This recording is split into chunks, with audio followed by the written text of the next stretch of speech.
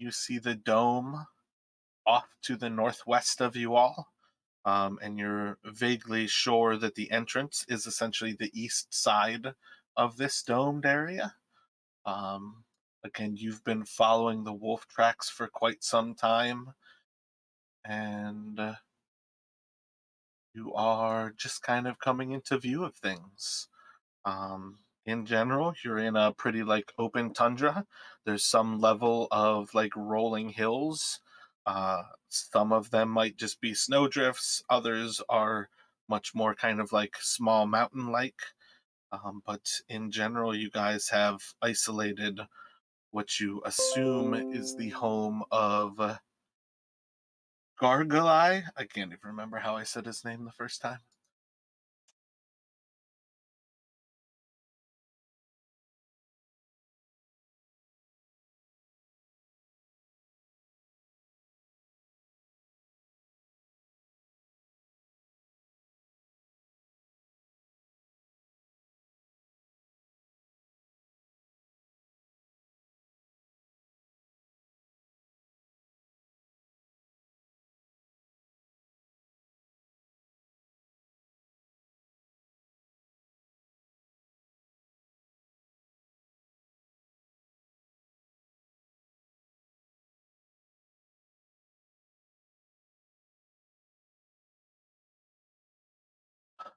What sort of thoughts do you all have moving forward?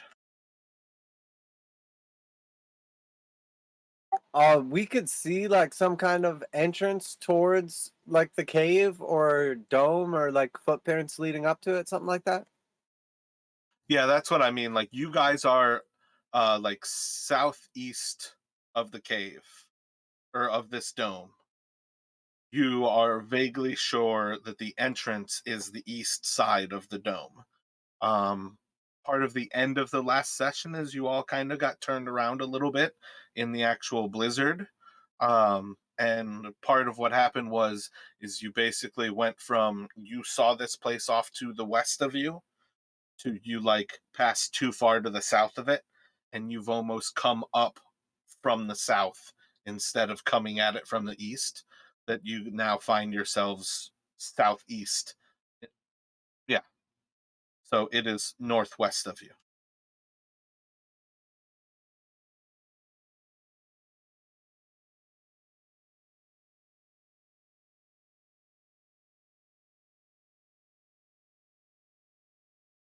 Well, yeah, I think we were gonna like sneakily approach like what appeared to be the entrance. So like maybe follow the footsteps towards like wherever they lead into the cave dome thing.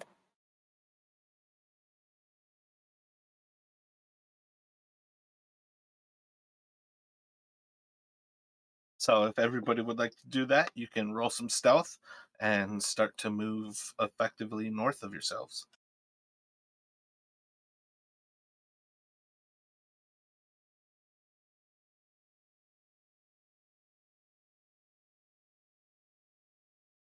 Wow, nice, Jamie.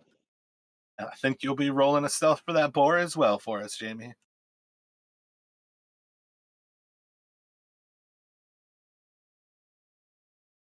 Had to show me up, didn't you, Jamie? You just cancel each other out. It It's all up to the is a ball. base roll. Can I borrow one of your 20s? What should I roll for the boar? If you just go over to your extras and click on the boar's stat sheet, you should just be able to roll um, a dexterity check. Otherwise, you can just like check its stealth modifier and roll d20. Oh, wow. I think that'll probably be it for the game, though, today. Like, those are pretty amazing. All of your 20s are thrown away.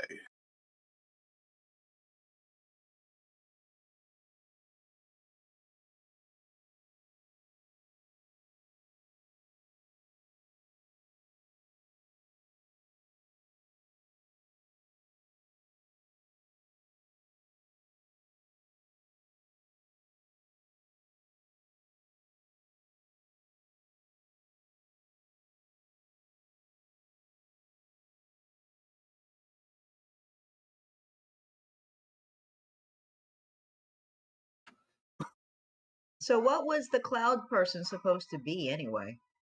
What was that? What was the cloud person supposed to be? Like a barbarian? Doesn't matter now. All right. Nice picture. As you all move forward, you see um, the edge of the dome off to your west. What seems to be an entrance is about 30 feet wide or so in front of you here. And um, Faint can probably pick up signs that there's another entrance north of that as well. So is this thing made out of ice? It is indeed. It is a ice dome. Ah, also known as an igloo. Igloos aren't necessarily made out of ice.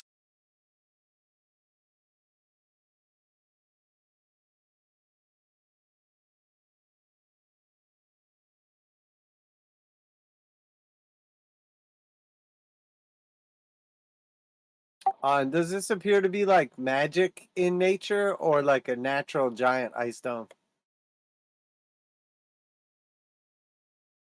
You can roll an arcana, but as you all were approaching it the day before, it 100% is non-natural. You don't see like lines like this in nature. That was part of what clued you in that you guys were on the right track following the wolves, where you started to see too smooth of lines. It belies the construction.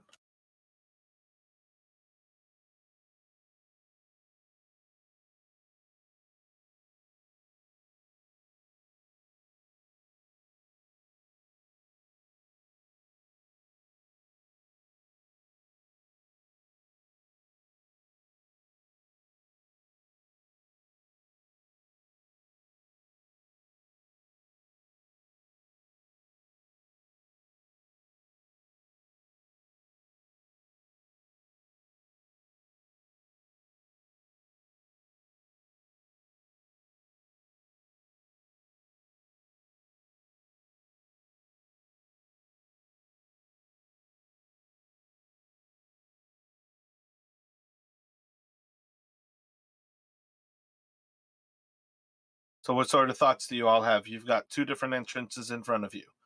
One that is pretty much west of you, and Faint's able to spot that there is another one to the north.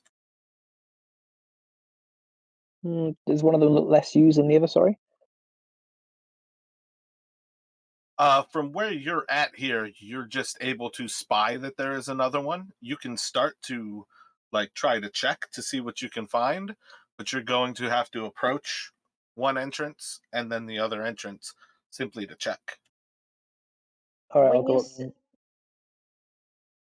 What do you when think? you say that when you say that there's an entrance, can you describe it? Is it like a door? I mean, it's not wood, right? Do you want to get closer to it? Right now, you guys can see the entrance where there are walls ahead of you. But moving any further to the north, you're going to start to walk in front of this opening in the dome. Okay, so it's a complete opening. That's what I was wondering. Like an archway that somebody could walk through without opening a door. Yeah, like right now, if you are standing at the back of the group right now, I've got you guys in like a delta pattern. I feel like Ezekiel always leads you guys, and then the other two of you are kind of stepped back. You are walking along a wall. Ezekiel is like approaching the end of that wall where it stops and seems to go to the west. And just inside of his sight, he can see the wall coming from inside of that area to the west. And then it comes out to the east and starts to almost finish that smooth curve that you guys were walking along. And he's in front of that void. And Faint is able to see that there is another void off to the north beyond that.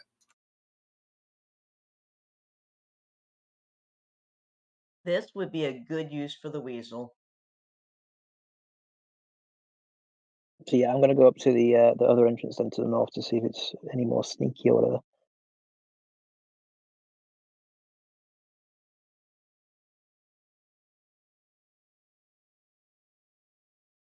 So as you walk by, you see that other one has a wall that kind of like trails inside of it and sort of narrows down. It appears to be kind of iced in on either the north and the south side, and it kind of gets a little bit more and more narrow as it moves in. But other than that, you can't really spot anything of note inside of there. As you start to approach this next kind of gap in front of you, you can roll a. You could do perception, investigation, or you could try a survival.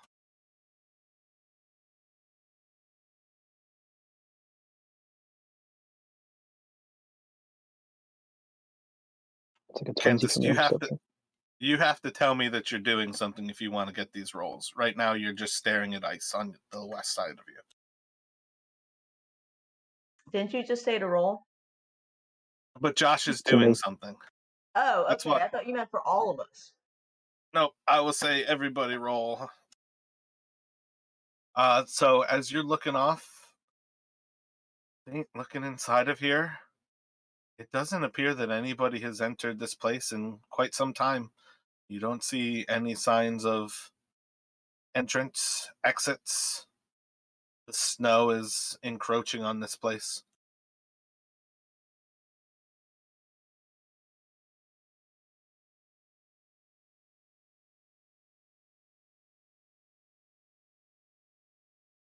And what about like this entrance here? Do we see any kind of light coming out of the dome? And also any kind of like footsteps or anything other than I'm assuming this is where the wolf tracks lead?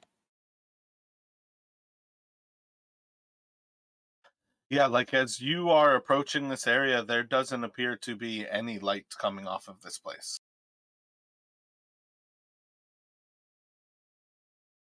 Um, last of the wolf marks.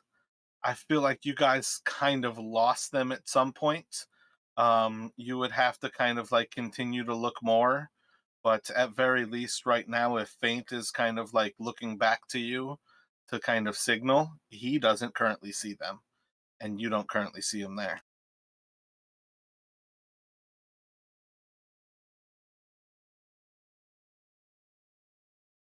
Right, guys, looks like we've got ourselves a derelict area here. Not sure if it's still in use or not, but, putting on the fake voice just in case they can hear us. So I'm guessing we can't hear anything from inside.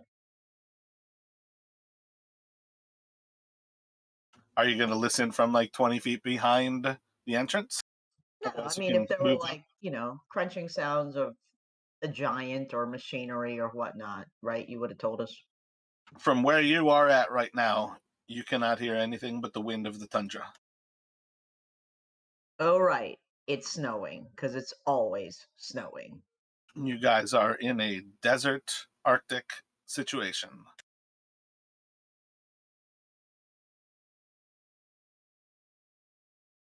I'll start to like approach the mouth of the cave and try to like peep inside and see what I can see. Do you want to move yourself like where you're thinking right there? Oh yeah, so am I basically like at the entrance there? Is that what's going on? Yeah, like, oh my god, I'm gonna have to kick these people.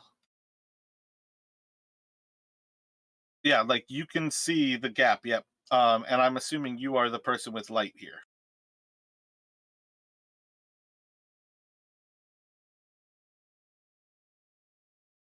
Yeah, I have light on the tip of my spear. So yeah, I'll just kind of like peek around like the entrance. And then I'll like hold two fingers up and point at my eyes, and then I'll like point into the cave. I'll nod. So as you start to approach the cave, you see these ice walls continue off to the northwest of you, and then you see a wall to the north.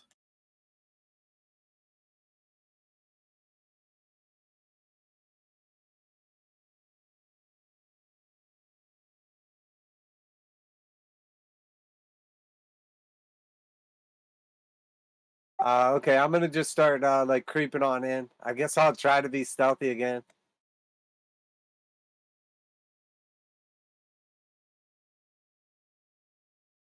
What do you see there, Brother Bones? Anything? Can you hear anything? Just more ice.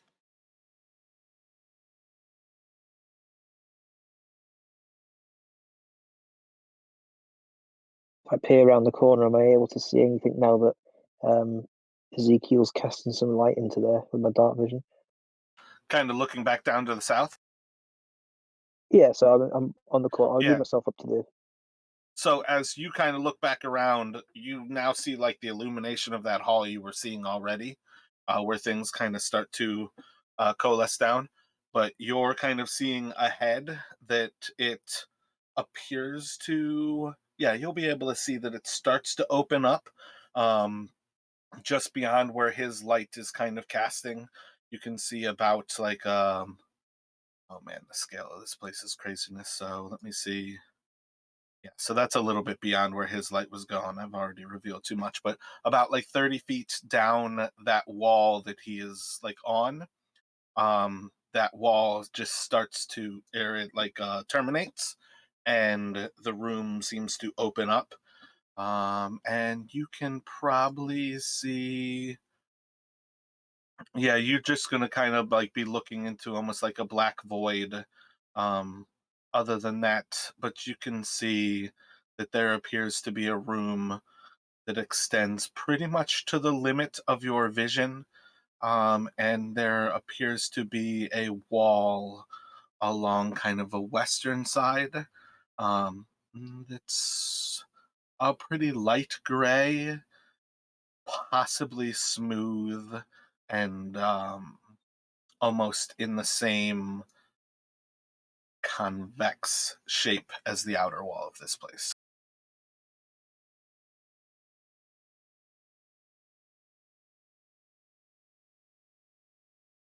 So I think we'll just creep up a little further, like stealthily. Get Sure, another sounds good. stealth check from y'all.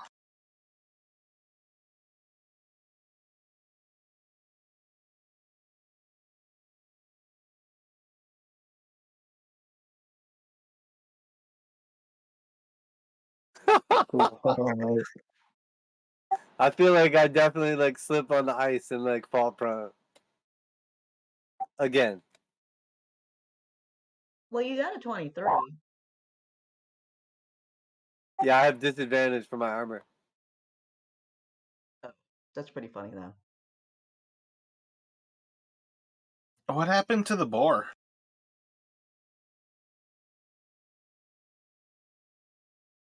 I don't know. One of them probably deleted the boar while they were doing all that shit. I didn't know that anyone else could. Well, I have it set to everybody because that bag of tricks is yours right now, but it was Josh's. It was Faint's. So everybody can technically control those models. Are you moving in with them right now? Sure. So roll stealth for yourselves for both of yours. And then you all can start to move yourselves into that room as you take this next turn here.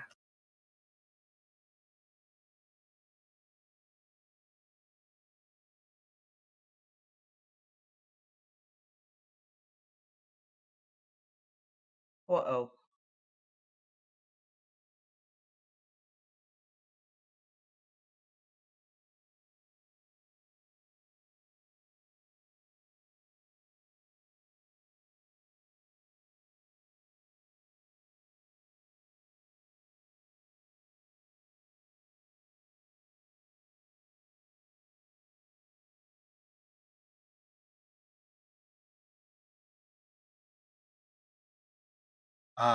So as you start to move into this little hall of ice, you're going to start to pick up the actual wall to the north.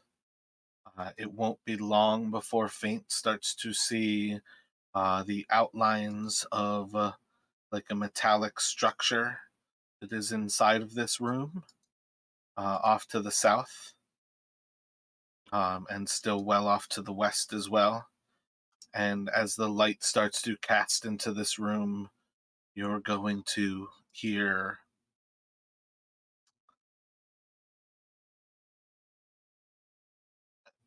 hello? Hello?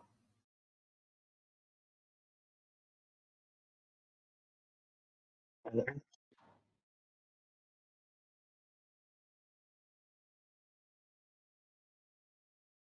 Can we tell Someone where the there? sound is coming from? The southwest of you.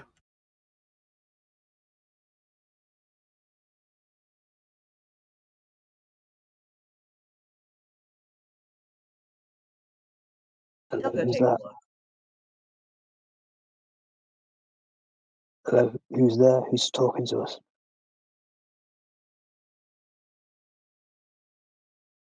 My name is Finn. What are you doing here?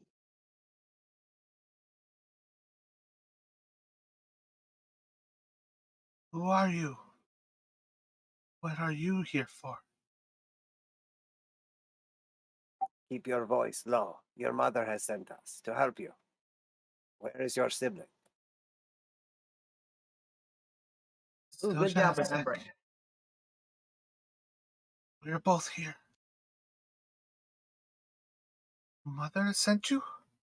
Please, free us. Before the wolves. Yes, yes, we will free you, but keep your voice down. Is there anyone nearby? It is only us in here. I've not seen light in many days. Betrays you. So I'm gonna like creep around the corner and see if I can like see the cage wherever they're locked up at or whatever. Like you're just approaching the corner, basically. Yeah, just trying to like kind of go towards the voices. Yeah, so like just in the dim light, you're going to see like your actual light's not going to cast that far into it, but inside of the dim light, you're going to be able to pick up the first signs of the cage, and it fills most of this room. But you can definitely see the children. They're both kind of standing right against the edge of the cave, like in that northeast side of it. Um, you can tell that the larger, the older of the two, seems to be holding the other, like in their left hand, and it's pretty reasonable at that point for you to recognize that that is likely Finn who is talking to you, and she's basically got her brother, like pulled up into her left side, trying to like share warmth.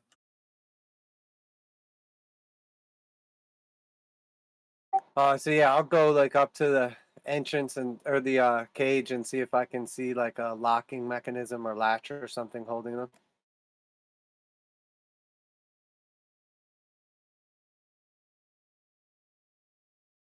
So approaching into the room, it's not going to be long before you can see within the dim light that this room is essentially a single outer area, used pretty much only for this cell. Um, the children are locked inside, and I feel like, give me a second. I don't think I ever actually prepared what it would take to open up the lock. I think you can do a athletics check. Oh, does it just look like a latch, like something like that, or does it look like an actual like locking mechanism that would need picked? Because if it looks like something I can just muscle, I would probably try it. But if it looks like an intricate like locking mechanism or anything, I would probably have like faint do it. / agree. You could definitely strength it open. It is effectively a like rusty like padlock of sorts, but you also know that there's some level of he could probably open it as well.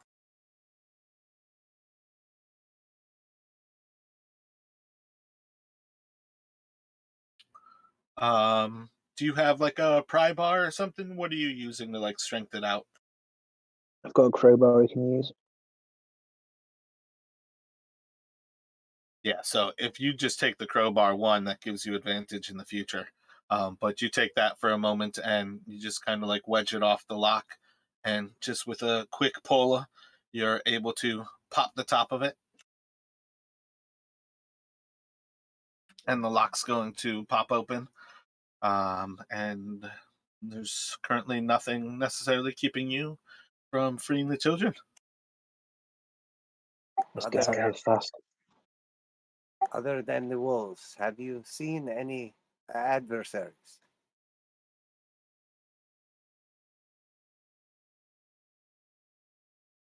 I'm going on lookout from here, by the way.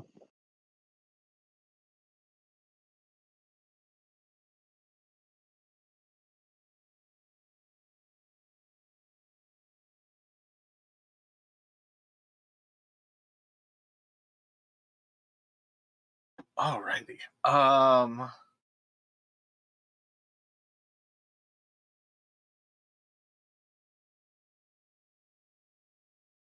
That's a good question. Let's see.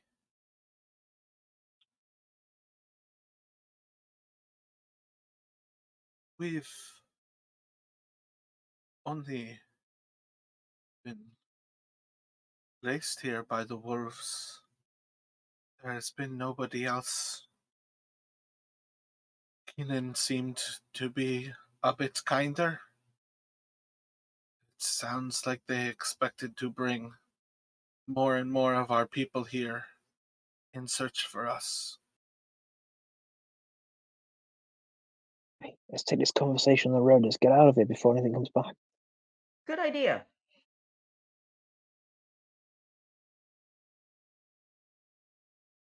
Of course, it's pretty easy to track somebody in the snow, isn't it? Maybe not. Yeah, but we'd be a moving target. All right. Do you think one of you can carry these kids? Or we should probably give them our coats or something. Can one ride the boar? Sure, they can try. A good idea. Perhaps we should leave the children for a few moments and continue through the cave. We mean to just take them and leave now, but not handle the adversaries.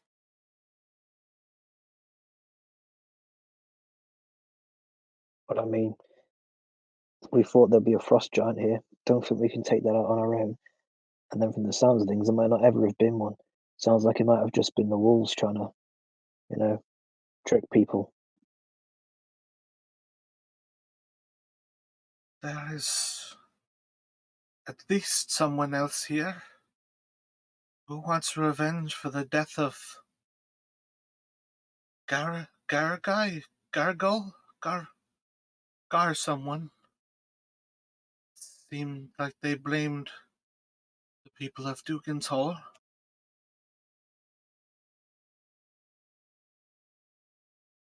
When you say someone, do you mean a person or do you mean like a giant?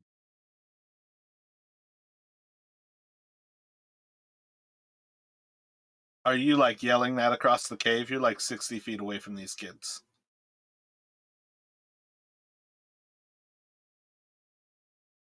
I'll move up. Sorry.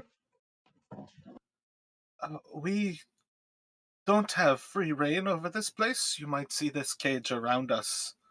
Uh, I know it looks rusty and like it is of poor use, but it's very difficult to travel places and to see people who are talking when you are locked inside of a cage as a prisoner. And she's just going to kind of like snarl at you a little bit, and you'll see those big, pointy, sharp teeth. And you can see she's close to death, but she's still willing to be a smartass.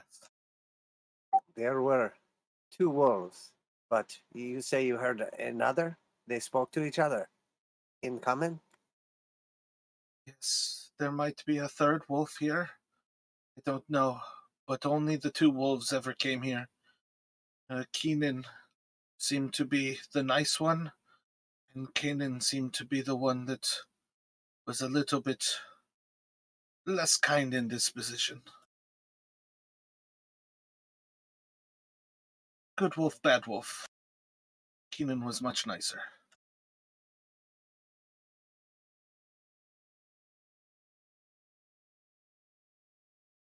And she's just gonna kind of like push Silja a little bit. Silja, do you remember the other's name? And he'll just like move the least little bit and kind of shake his head now.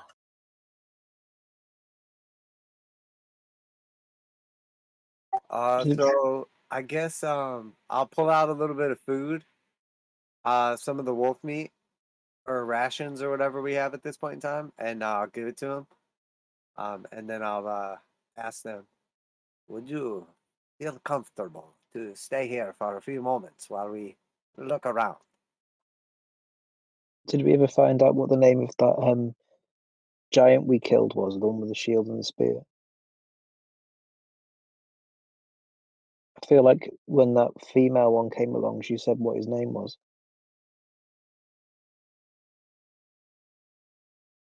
Yeah, I feel like she said it too. I don't have it written down though. Because this could be her place. Makes sense.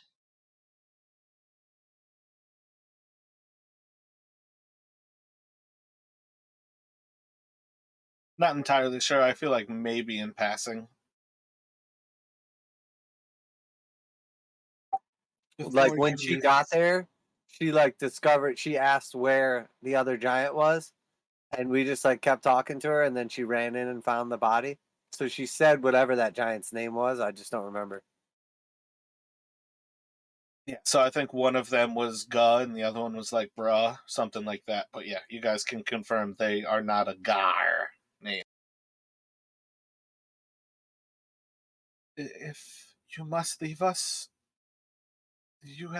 can you make fire? Can we? Silja is, and she's gonna kind of like pull out one of his hands from like inside of like their coats and show you that his fingers are already starting to turn black. Anything to help us stay a bit warmer? Paris, give me one of your torches if you don't mind. Sure. I'll like take the torch and like break it into a couple small pieces and just sort of like use my tinderbox to light it for them.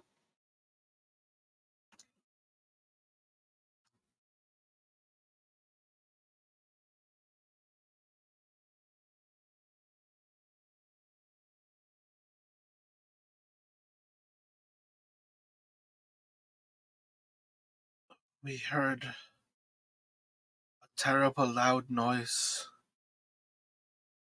some time ago behind this wall.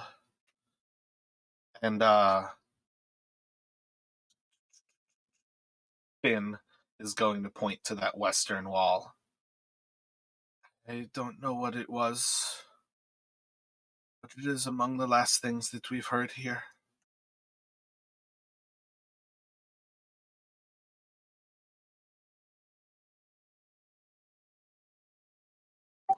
Towards the west wall that's like next to the cage. Yep, basically, she is pointing towards the wall there. And do we see any other like kind of like entrances or doors or anything, or is this area like completely closed off except for where we came in? Oh yeah, my bad. It's not like a terribly well revealed wall section, but you guys can see this is a singular section of this whole place. There is no other entrance than the one that Faint is currently guarding.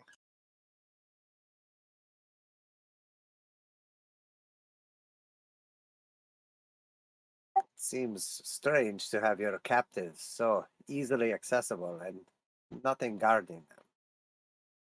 Right. And no way to get to them from the other side of this wall. Perhaps they know that nothing would come to this place, nor would they be able to leave if they were to get free.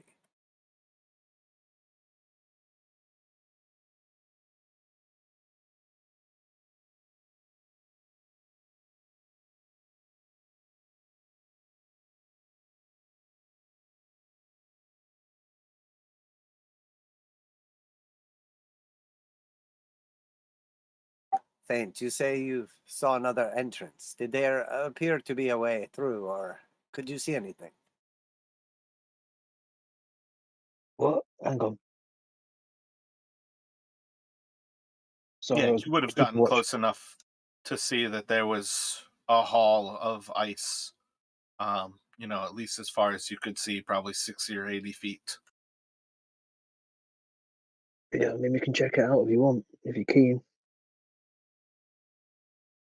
Must be the way to get access to the rest of this dome. I'd like to look more closely at the wall, the west wall and that curved wall toward the interior. To see if there is some way through. You can take some time investigating them. They seem to be solid ice. Are you going to knock on it? What kind of investigation are you doing? Visual. Yep, looks like blocks of ice. It's about 40 feet tall before the dome starts to turn in. The central side of the dome is probably maybe 50 or so. It's pretty staggering how high it goes up for you. Yeah, so it's kind of like they have a shed in a sheltered area, but it's a cage with kids inside.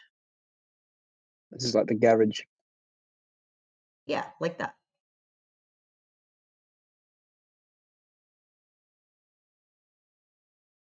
Sorry, garage for you Americans. I was just going to say, I love how garage is said. It's the name of the giant. It's got to be it.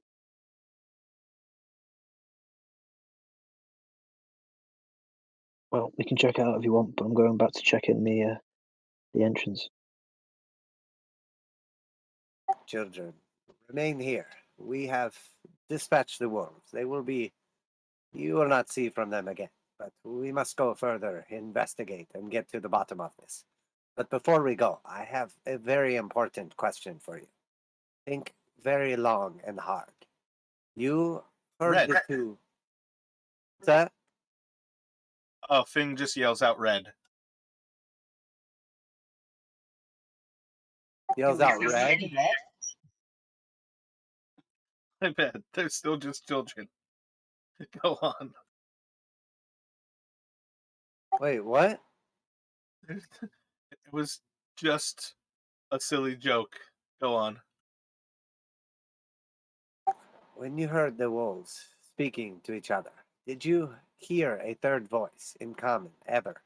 Or was it just the two? It was 3. Yes, that's what I meant. We didn't hear their name.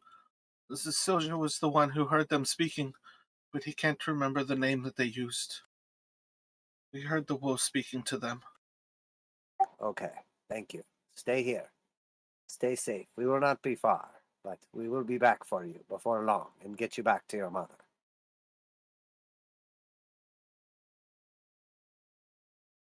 Can I just do a medicine check on that kid and see how close to dying it is?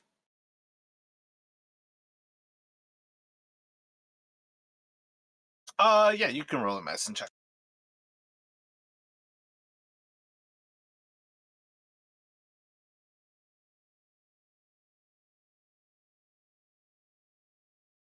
While you all have some semblance of time here, without any more heat, he probably has less than today. The start of giving them heat just by burning a torch is probably going to give him closer to say 16 hours. But Silja is close to death, and Finn is not far beyond him. They're both hypothermic. Um, they're both suffering from frostbite, and in the long run, you can pretty much tell they've been thrown in this cage for some time. Part of you not seeing any tracks coming in this area nobody's checking on them. They know that this jail is like successful because nobody will come here and those kids will die here. Um, that's kind of what your like takeaway is. Today is their last day to live, kind of thing. Would giving them some good berries help at all? I mean, it's a certain level of you guys being here helps. Giving them a good berry will help, but it's one of those things where effectively, had you guys done much else and not come here, these kids would be dead. That's my main point, is the takeaway that you guys are here in the nick of time. If you like did something else and then came here after, you would find corpses. So we could do cure wounds on both of them. I mean, that'll use up my spells, kind of, but that seems like a good thing to do. They're not really physically injured, and that's one of those things where like a good berry can help, but it doesn't mean that they're physically injured. They're suffering more on the level of like this is where lesser restoration could do a lot to continue their life. But again, part of what they need is also just simply having heat. They've been locked in this cage for days. They've not eaten. So you've started the process. Giving them food is like one of those things where their body will start to naturally make heat consuming the food. Giving them the heat source will give them something that allows their core temperature to start to come up. Um, a good berry would probably be a really good start to how they should eat because they don't want to eat a lot. But in the long run, that's kind of like where you guys are at. So yeah, if you form good berries, you can basically give them 2 and you'll have 8 left. Okay.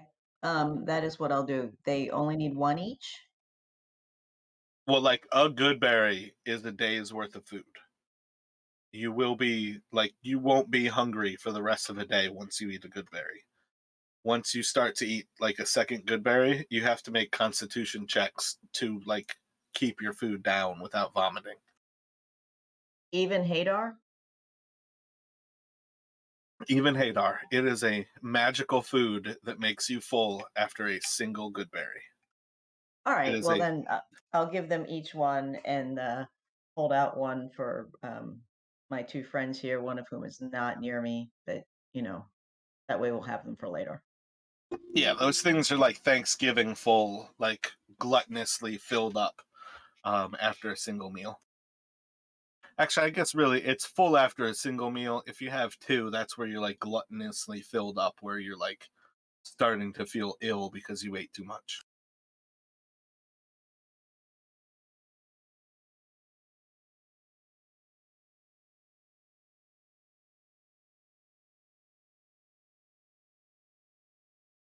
All right, and I'm gonna take one of my javelins and break it into a couple pieces, and like make the fire a little bit bigger for them. And then I have like a big, heavy, like fur, I guess like cloak or cape, whatever you want to call it. I'm gonna take that off and give it to them, and now I'll just be basically like in my armor, like bare arms, kind of like not a good idea for a normal person. Yeah. Like your cold weather gear. Yeah, yeah, exactly. Take this and bundle up. We will be back for you shortly. You must stay warm, but once we return, we can heal your ailments and get you home safely. So should I cast cure wounds, or is that just completely not useful? And I would know that. Yeah, again, Oh, go ahead. they're not injured. They're dying from the elements. The good berry is something that will help them like food wise, but they don't have like wounds for you to like seal up like a sword wound. Commoners don't have hit points like adventurers have. Like a commoner gets hit by something and they die. Adventurers can have their like chest cut open and by sheer will they stay alive. That's what your hit points are, is like your ability to ignore things that would kill normal people. And it is really almost like by sheer will you stay alive. So that's one of those things. Like cure wounds is the type of thing, it's like walking up to somebody after a battle, and it's like, do you realize you've got a sword through your lung? Like, oh, I adrenaline. Nope, I didn't notice that. Should probably remove that.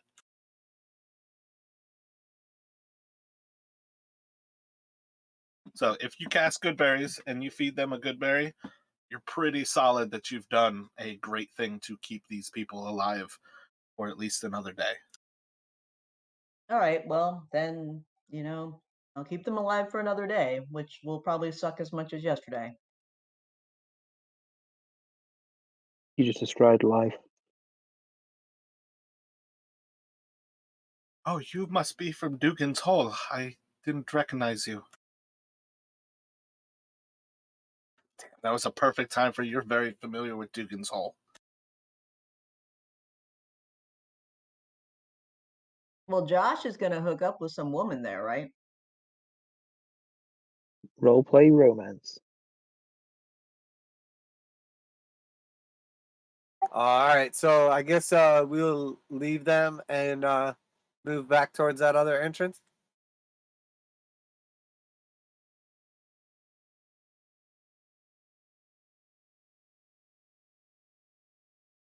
It's like the only entrance.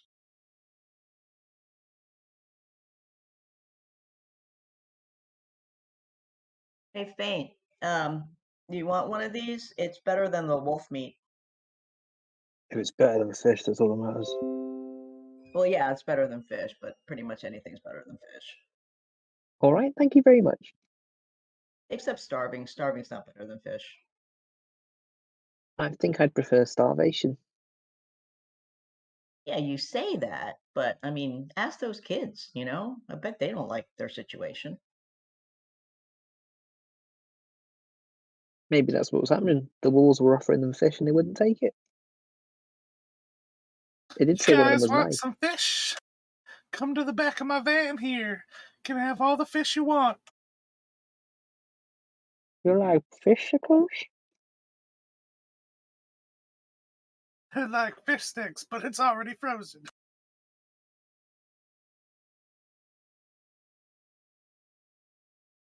I'm guessing I didn't see anything whilst I was on guard, so let's move on up to the north to the other entrance. Yeah, looking around, there's nothing movement wise. It's still. I feel like you guys are still inside of a pretty strong blizzard here. No, this is most. Yeah, this one's really just like high storms still, like high winds, snow being blown across this area. But in general, like it's still like it's pretty nice conditions. It's only about like negative 30 degrees. Um, it's only probably about like 25-30 mile an hour winds.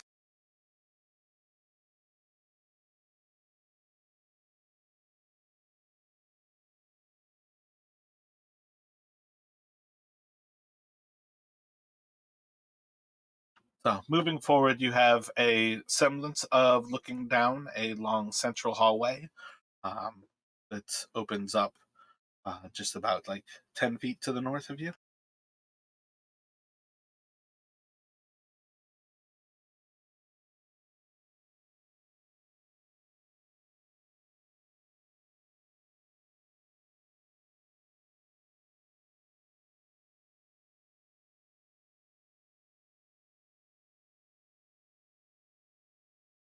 Go up there and peep it out. Try to keep our voices down. Y'all still just like walking around, or are you starting to be stealthy again here? And do you have light? I do have light on the tip of my spear. I would say stealthy. And like before we go around the corner, I would just convey to the party that there's a third one and that is probably the giant.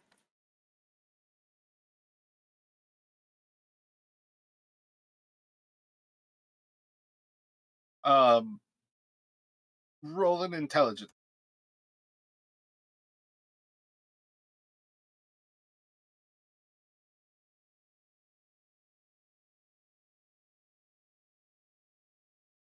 Excellent. Let me get stealth checks from all of you.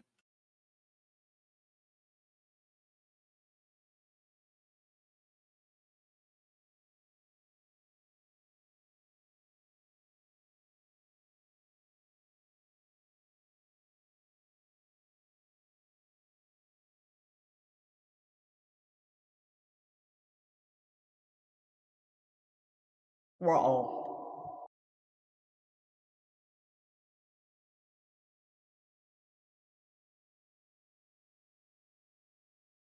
Boar falls down, snork, snork, or whatever sound they make.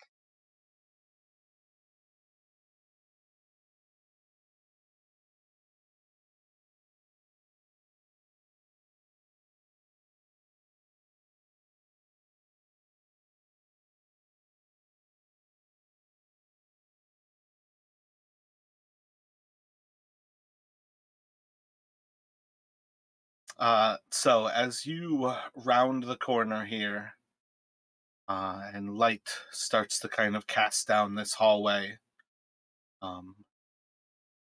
Wait, let me get a dexterity check from you.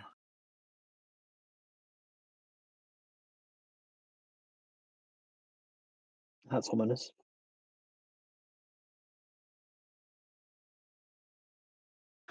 So as you kind of push out of the way, rather, as you start to kind of round the corner with the spear, Faint's going to see a little bit clearer down part of this hallway, and just like the ice that forms it, and he'll see about 60 or so feet, the hallway starts to open up, and you're going to see that there is a massive throne, and right next to it sits a gigantic beast.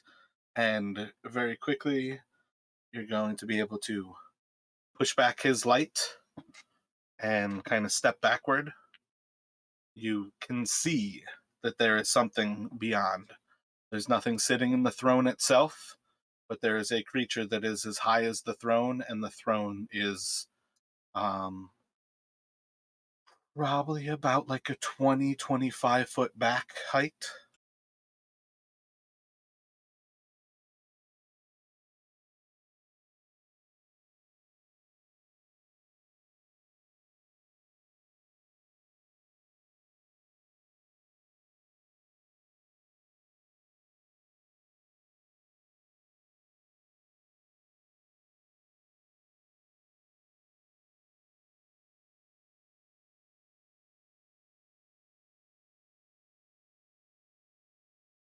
I'm assuming though I was unable to see any of this. It was basically like as soon as I was coming around the corner, he like stopped me. Yeah, your view is still limited inside of that actual hallway. Like that bit of light is the extent of how far your light would travel, and then beyond that, in the dim light, you just see more of this hall continuing forward. All right, in that case, then I back up a little bit. Can't do it. Yeah, that's close enough. But yeah, big thing, big scary thing, big throne, empty, but a big thing.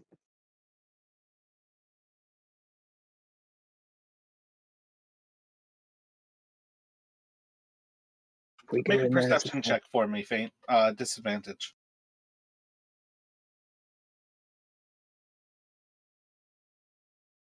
15.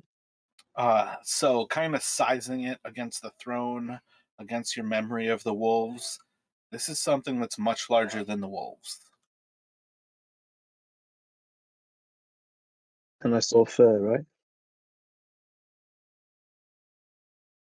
It's beyond your dark vision back into like the dim light, so realistically, you're just seeing like a black silhouette. Right, okay. I don't think there's any reason for you to assume that it is not a furred creature. Yeah, big thing in there. Don't think it saw me, but if we go in there, it's probably going to be a fight straight away, and it was really big.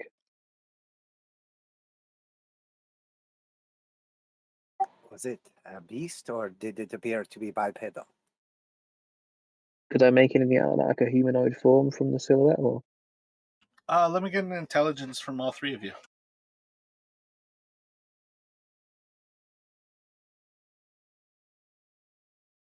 from this very intelligent group?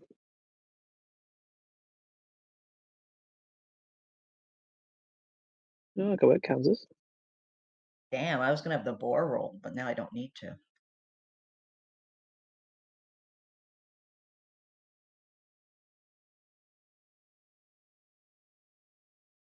So as you start to like describe and size things up, Kansas, you can kind of connect the dots that if it's a frost giant that you're hunting, if Gargalai was a frost giant, perhaps something massive sitting next to his throne would be his mammoth. All right, that's really weird. Okay. Possibly his mammoth is sitting there, like a trained horse. You can pull a fur ball out of a bag and throw it, and sometimes it's a weasel, sometimes it's an elk, and you can turn into those very same creatures. All right, all And right. you think a mammoth is weird? No, like I'm just picturing the mammoth sitting down, like hanging out. Sure, it's like a Dr. Seuss book, like Horton Hears a Who or something. I mean, it's sitting like a dog. Like Faint, that's what Faint is seeing basically, is like a loyal dog sitting next to his master's seat. Gigantic furry dog that looks like an elephant with tusks. Right.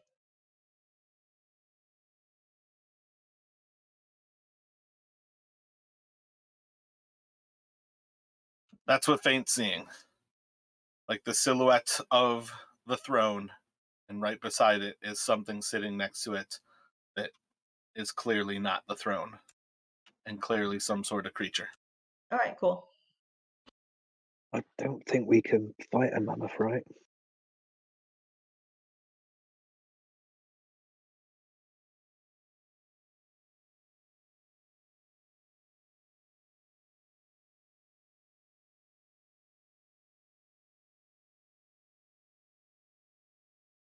Seems a bit out of our remit.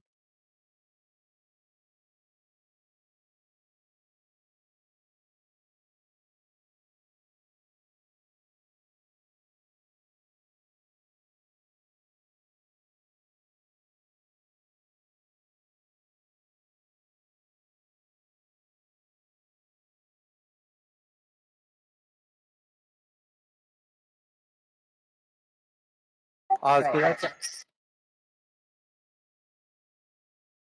that's all you can see though is just a mammoth and the throne. We don't see like the actual giant or anything. Yep, the throne is empty as far as if there were a giant sitting in it, it doesn't like sit above the throne's silhouette.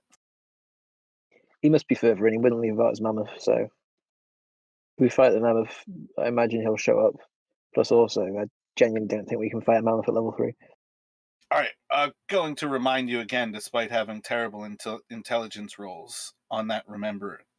The kid said they heard the wolves talking to a third person who was talking about Gargalai being killed, and they are looking for revenge. You guys know that the giant is dead. Alright. But that was a giant that lived in the other place.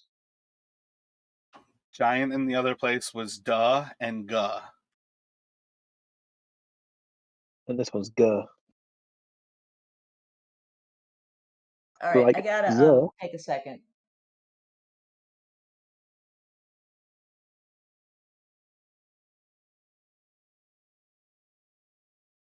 But they heard a third voice, so could that have been the mammoth? Can the mammoth talk? Well, I don't know, but they told us that they had a master that was a giant that was like beating them. So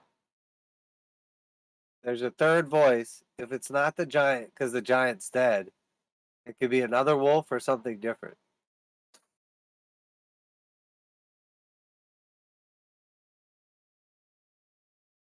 Yeah, good point. But regardless, I genuinely don't think we can get past that mammoth unless we sneak all the way in and have a look. Then any fight we have on the inside, probably wake the mammoth. Unless the mammoth's dead.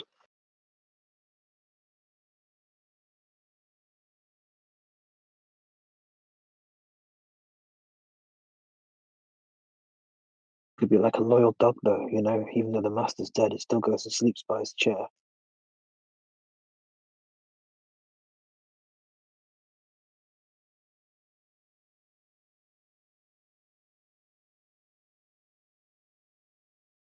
Yeah, I don't know. I mean, Jamie has the boar, which could probably take like a hit if it has to, and then she has that orc that she was preparing to use, if necessary. So I think between us, we could probably take a mammoth. I don't know if we could take a mammoth and a giant.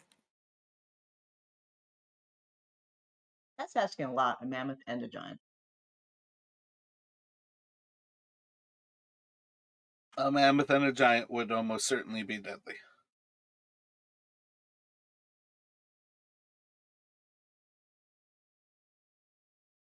Action economy tells you that if you guys are going 4 against 1, you will probably come out on top. It's just, you might also have someone die. It just might be a boar, it might be an orc, it might be one of you. All right, so do we want to try to like sneak up on this thing? Do we want to just attack it? Do we want to try to parlay with it, like, and see does it speak like sentiently?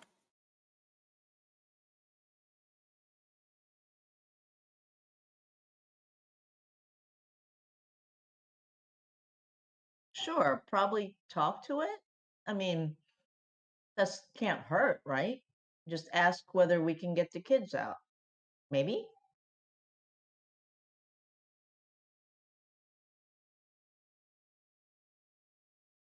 This probably won't work.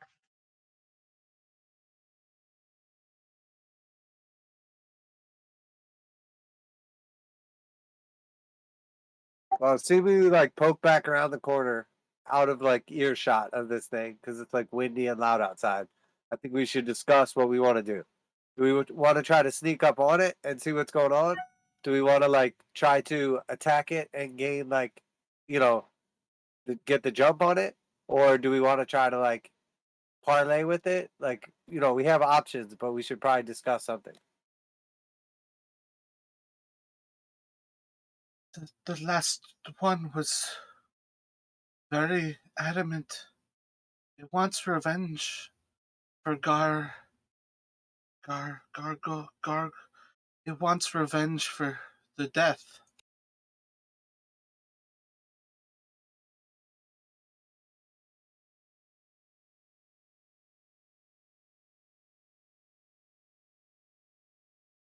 I don't suppose it mentioned how the giant died.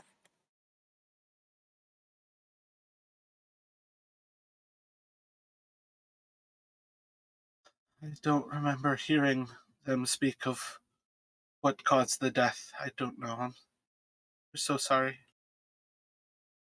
Then it must be the mammoth that they heard, the final creature. We must destroy it and rid these lands of the danger.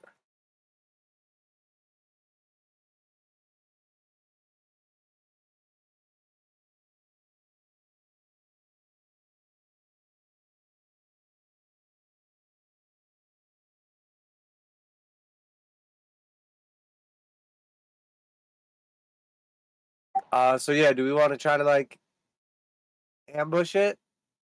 Do we want to get closer first? What do we want to do? I mean, if you want to, I'll go with you, but I think it's a stupid idea. Yeah, if you can think of something clever to say, then by all means. I don't know that we can come up with anything, but it'd be worth a shot, maybe.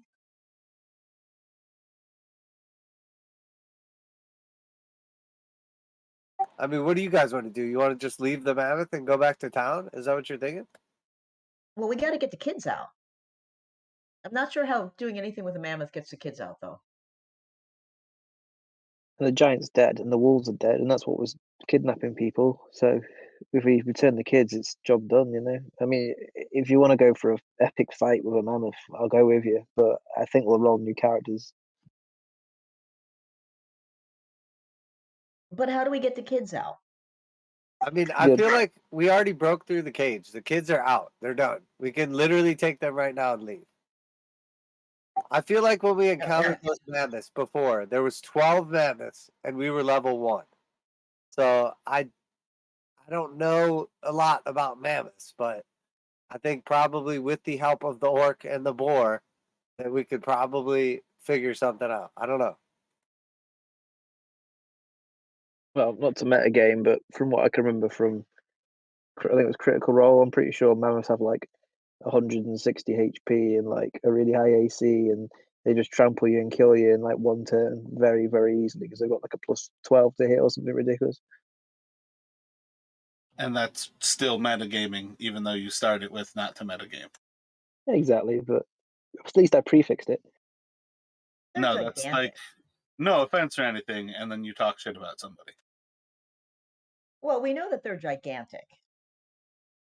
It is indeed a huge beast. And chances are anything we do is going to have trouble getting through that fur.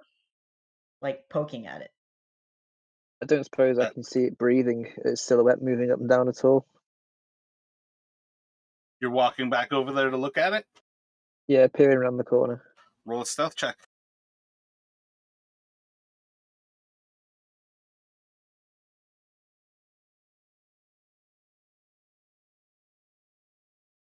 9. As you start to peer around the corner, you're going to hear, Kanan? Kanan? And it's going to stand up.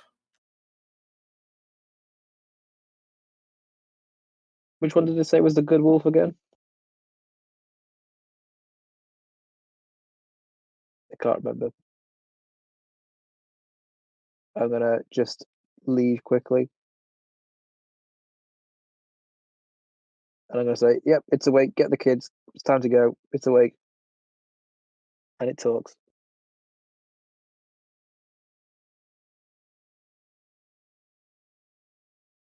Quickly get the kids going to try and distract it maybe.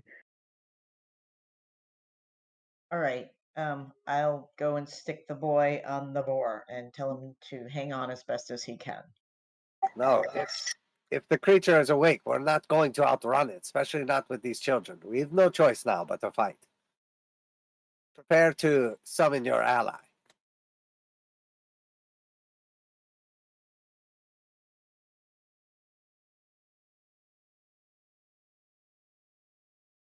I'm gonna like come back out and around here. I don't know how far I can move or like what you got going on right now. So that is the timer that is now combat time. So you guys have essentially... Oops.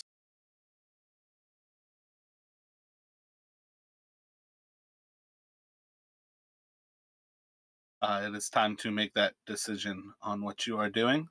And I'll have you roll initiative from where you are at right now.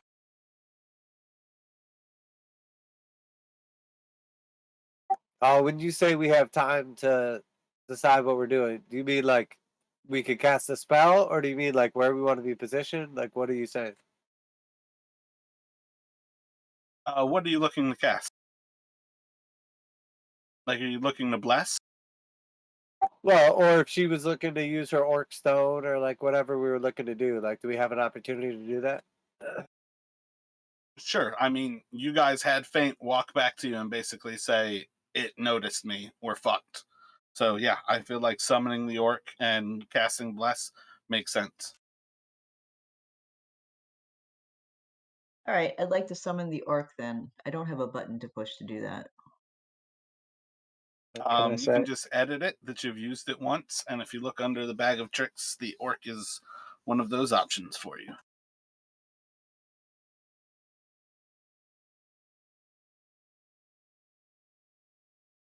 Don't suppose I could say I hid when I was here as well.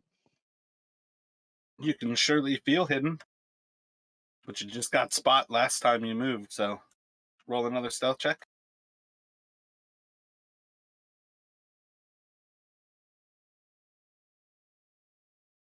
18.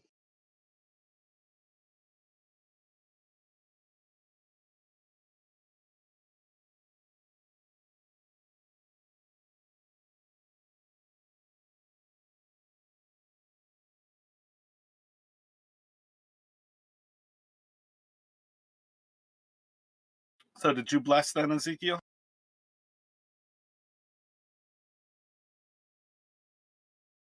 Yeah, I'm gonna bless the three of us. I'll like hold my shield up and like do a cross motion and say, "Guide our strikes, that you allow us to survive this battle."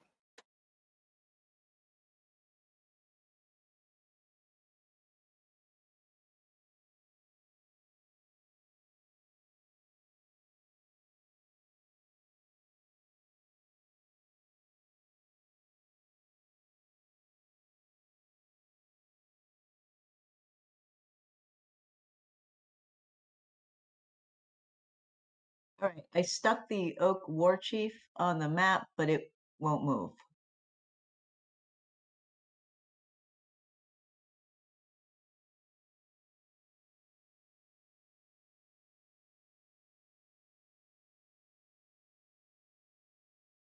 You're the only person who should be able to control it. Can't. Possibly I stuck it on the place that this ZDNL stream is, and so that's why. Oh, okay, Try moving it again. got it. Yeah, so you can scroll to move those things out of the way where you can click stuff. Oh, that's a good point.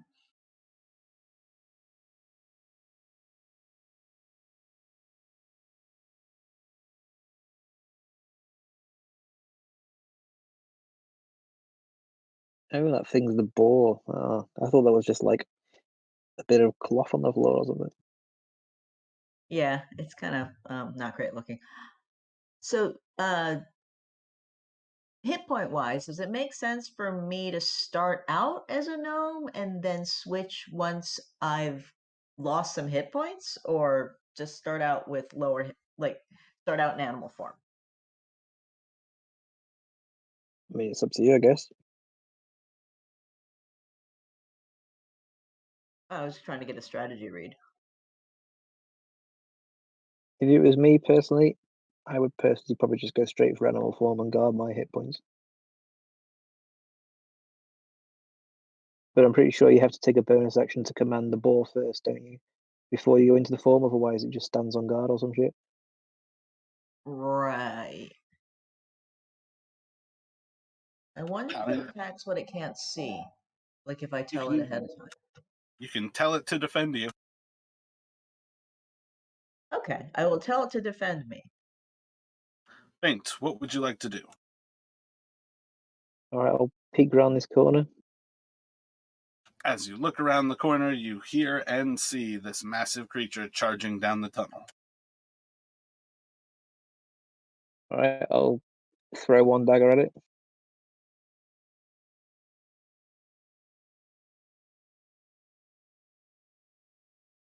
Are those ranged, or do you ignore range with those? Yeah, they're 60 feet. Like 60 is the short range? It's just range 60 feet. Gotcha, so then you do ignore short range. Yeah, I think so.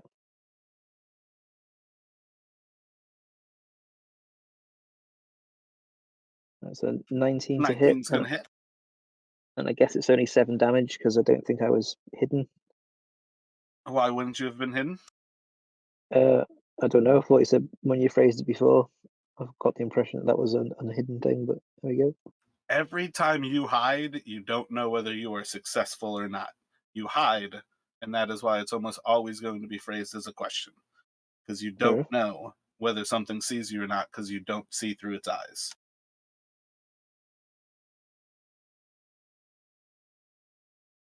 All right, Okay, I've got we'll brown keep that to bear hit. listed under wild shape. Can I do brown bear? I believe your wild shape is limited to a lower CR than the brown bear. Right, so owl and wolf, right? So yeah, I'll hide and then I'll run back to here. So roll a stealth check.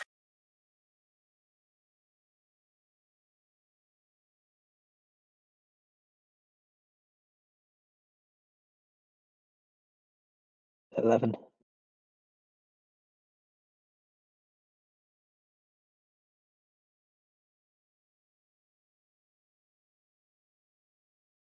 And then I think it's going to go to Kansas. All right, I will switch to wolf form.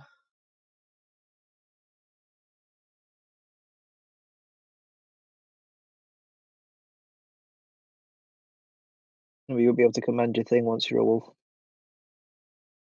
Yeah, but it's been told to defend me, so that should hold, right?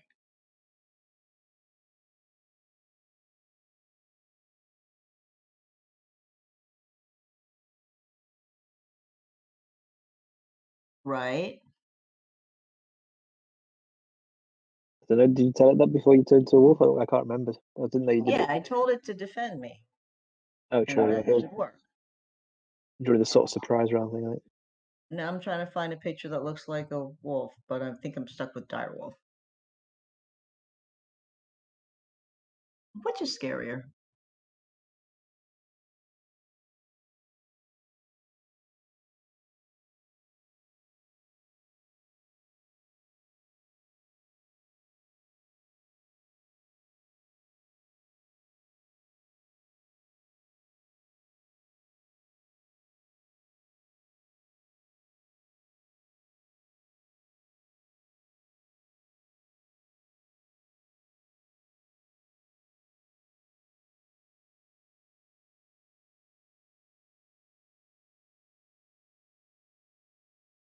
So yeah, so that was my turn. I was changing into wolf form, and then I guess do I command the orc chieftain, or like does it just kind of, I don't know, automatically go after something?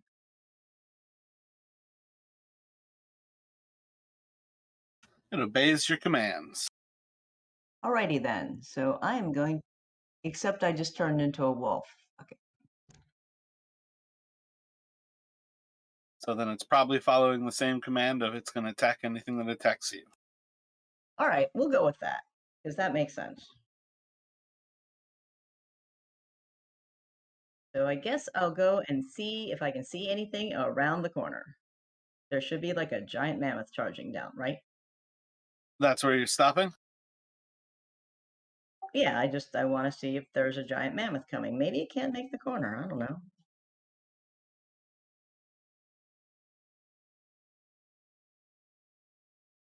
Yeah, as you're kind of like trying to look around the corner, you are unable to see anything. You can see maybe like 35 feet down that corridor on the north side of it.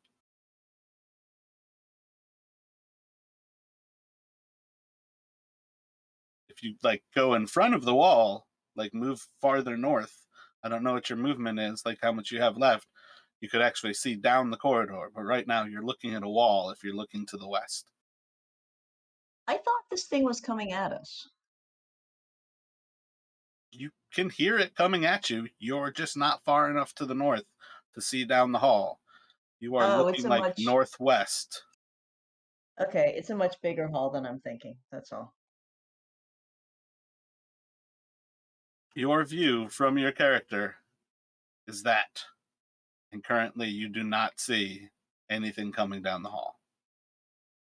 Well, I'll wait until it gets into the patch where we can probably see more.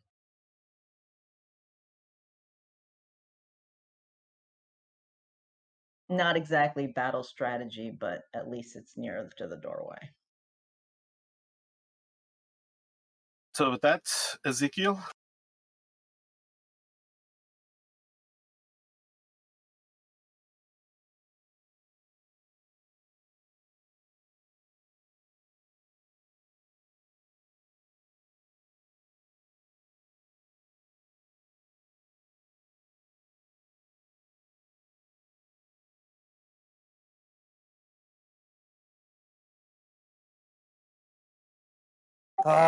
Okay, so I know it's coming. I don't know how big this thing is or how fast it's coming. So I guess I'll just move up to like right there.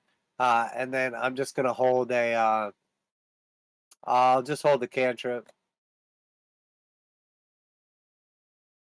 gotcha. So first sign of it, you're just going to release a cantrip on it. Yeah, yeah, as soon as I see it, I'll just sacred flame it.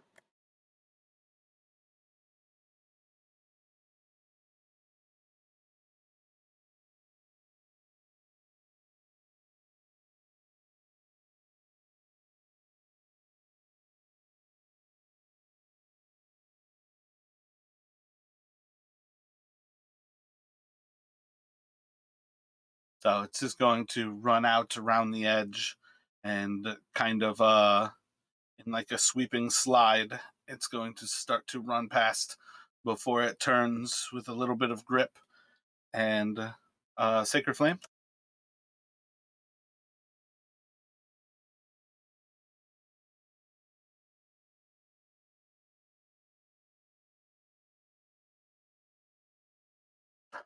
As it starts to like rip at the ground and the ice below, you're going to bring down the flame from above, and the light is going to start to sear through the creature's flesh. Nice. And then it's going to go to faint. All right. I'll move to here where I can see it, and I'll throw my first dagger.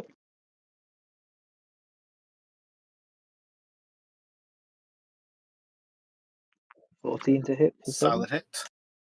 Still have advantage when you're hidden. Okay, fair enough then. So I guess that's sneak attack Actually, damage, which is good. Specifically on that one, you wouldn't be hidden. But you still get sneak attack regardless. You'll do a 12. Nice. In that case then, I will hide and then move back round out of the line of sight again.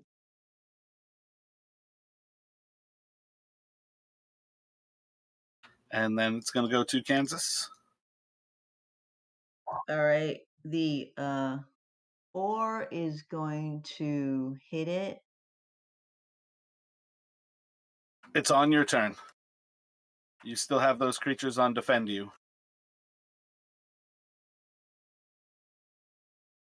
Okay, so I see. So the boar is not going to attack unless it's a wait. What? They come after your turn regardless, but it's on your turn.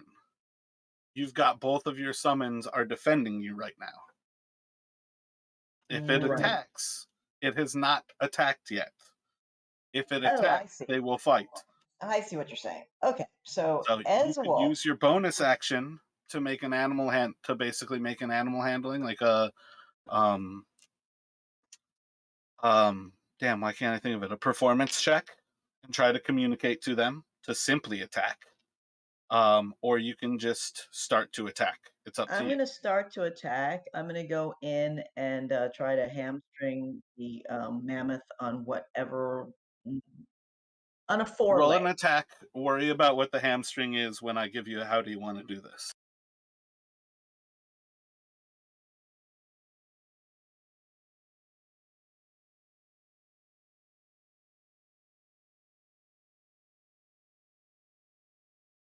Solid hit.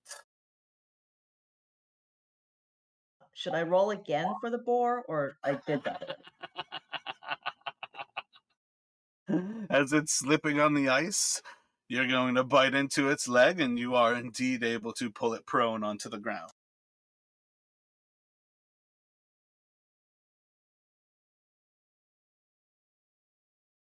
So do you want to use your bonus action to try to communicate to them to attack it? Yes. So roll a performance check.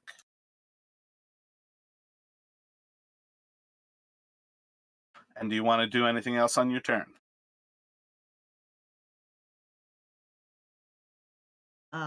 I will back up, I guess. And then unless that gives it an attack of opportunity. Does that give it? You already said you're backing up. It is going to attack out at you, and it is going to gore you. Yeah, that wasn't very bright. Even with an 8, I think it's going to be able to hit you.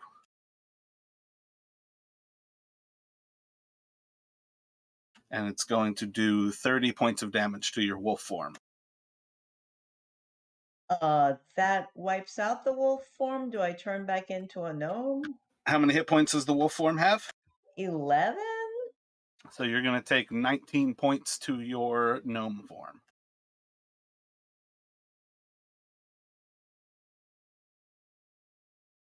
Okay, so that was a really dumbass move. But you still get to move where you were moving to. Well, that was basically where I was moving to. I was just trying to back up out of range of its feet, but I forgot that, it would do things with its tusks. Wait, what? Where are you moving to? No, I was just like, I guess, okay, fine. That's kind of out of range of its feet. I don't know. That's all I was going for. All right, it does not attack you. Make an attack with the boar and with the orc. You're still in wolf form. Don't take any damage.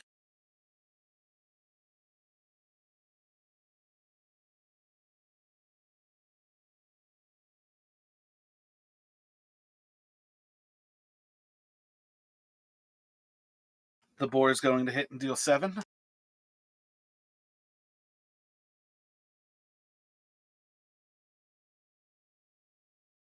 Sorry, looking for the orc thing.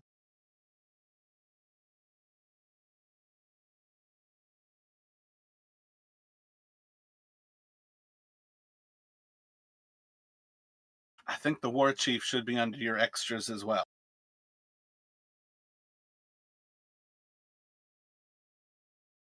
I don't see it.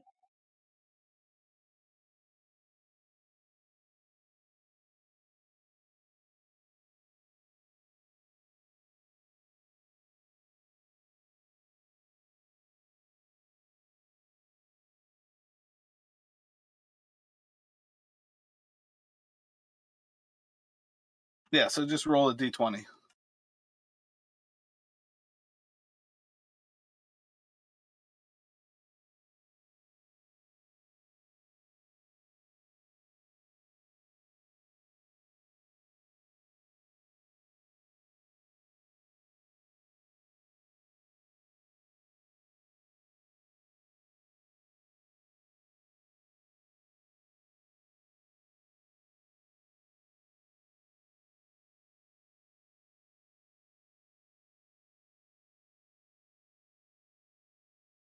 Uh, 14 will hit. You can roll.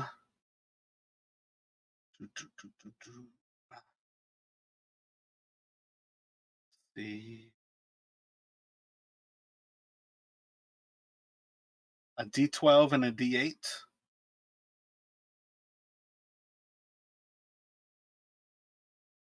And then roll another d20.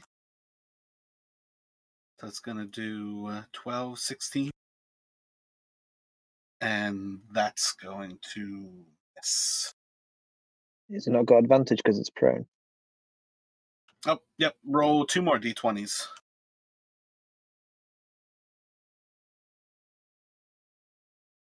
Uh, 15 will hit. Roll another d12 and another d8.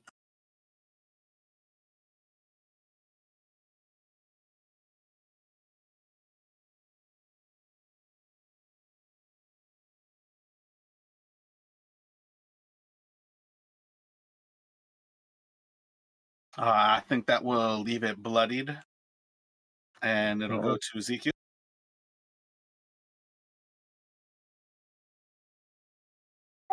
I'm gonna just move over here.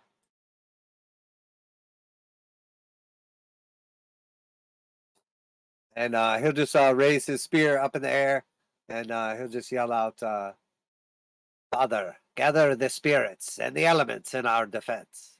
And I'll cast Spiritual Weapon.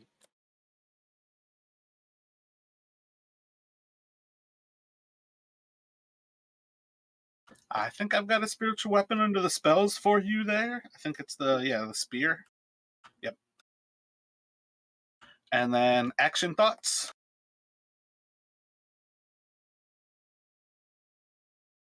Does that drop bless, by the way? Nope, spiritual weapon doesn't have concentration. Nice.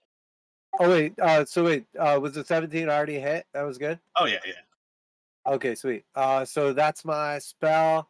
And then I should be able to just do a, whatchamacallit for my action. Cantrip.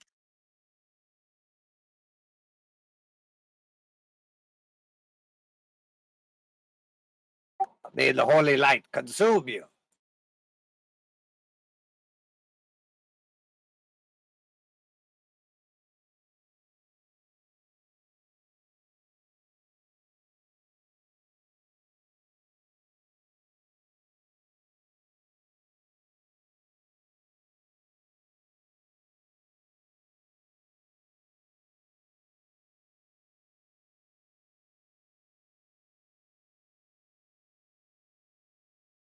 And it does not move away as the lights drops down from above. Any other movement? Otherwise, it's going to go around to the mammoth.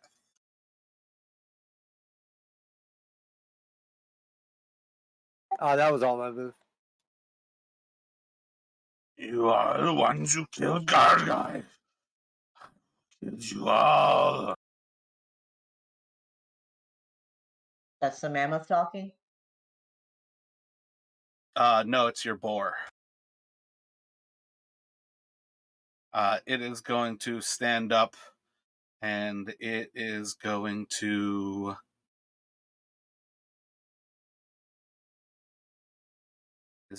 attack the dire wolf. It is going to hit you.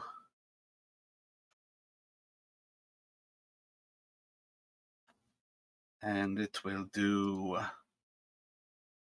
31 damage. So again, you should then be turned back into the gnome, and I believe take an extra 20 damage.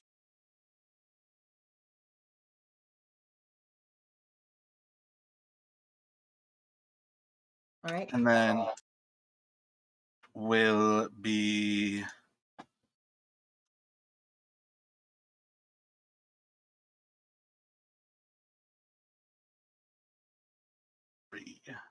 will be on feint. All right, okay. I will throw a dagger at it from here.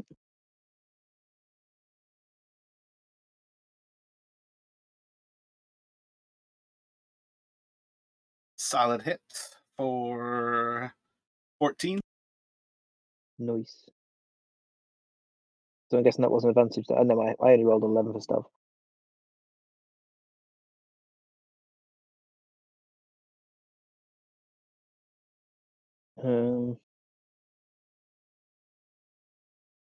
And I will hide and move around this corner.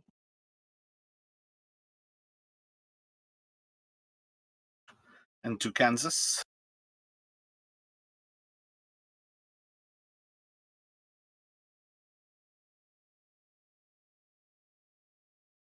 Okay, well, if I am in gnome form, then I can cast Cure Wounds on myself. Since if I'm a character again. Hold on. How many hit points do you have in gnome form?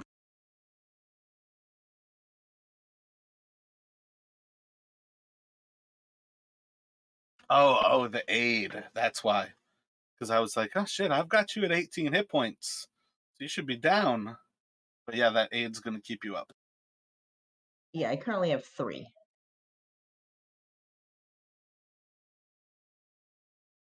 All right, so yeah, I think I need to cast Cure Wounds on myself. Make an intelligence check for me, Jamie.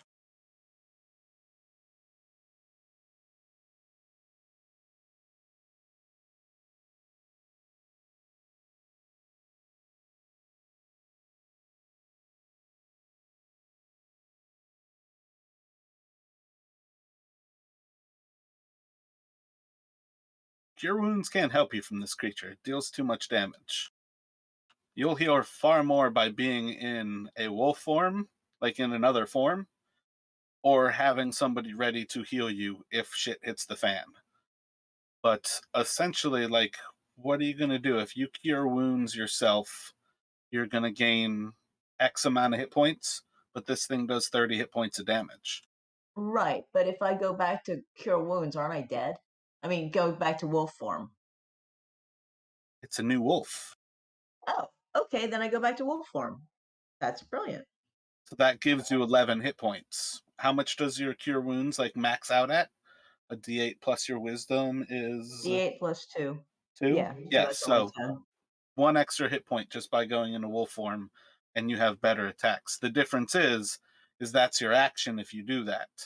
Whereas casting a spell might be a better choice. You guys have this thing bloodied. It's working to swarm it with attacks. And that's where like the real thing has. But like cure wounds is not nearly as good as your wolf form, if All right, health is what you're looking for. going back to wolf form. I'm trying not to die the second time.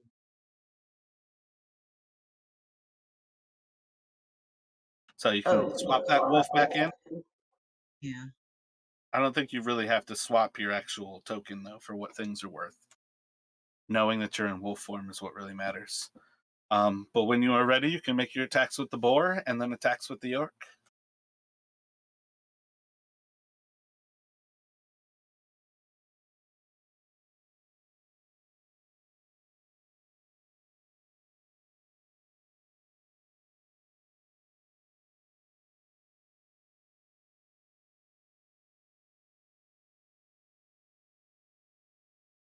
The boar is going to miss.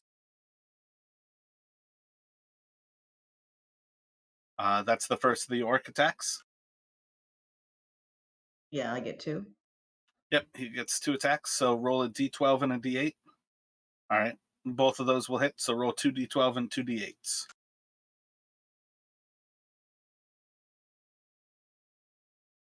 Holy shit.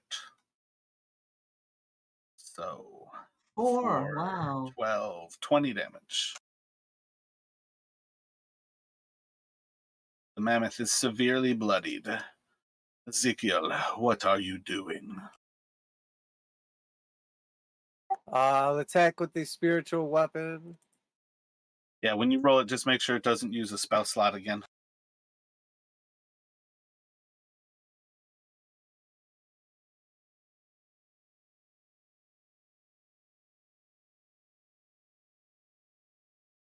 Just roll a d20 then.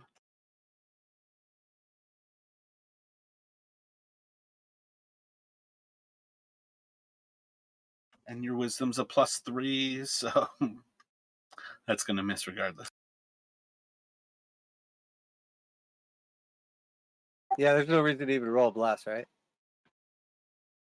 Yeah, I mean, quite literally, with bless, you could hit the number, but a nat 1's always a miss. Oh yeah, I got you. And then I will just so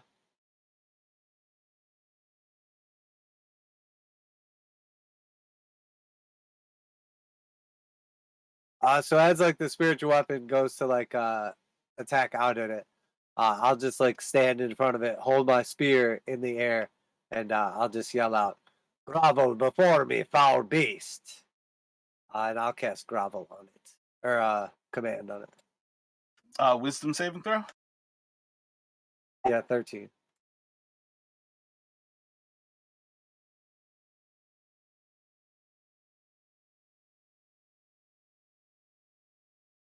It's going to drop to its front legs.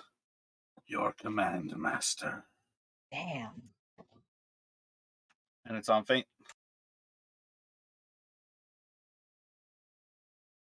All right, I think I get disadvantage because it's prone, right?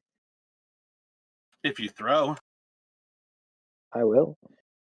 But do I get advantage because I'm hidden? So is it just a straight roll, or do I not get advantage?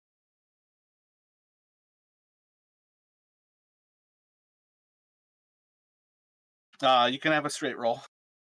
Hooray!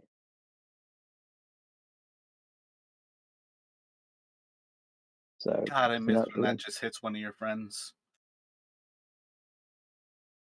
Yeah, those were the days, eh? So I'll bonus action attack again.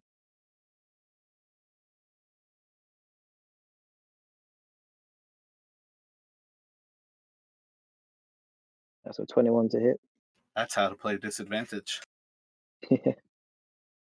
So then it's 11 damage, and then I'll just move around the corner, but I can't hide because I've already used my bonus action to attack.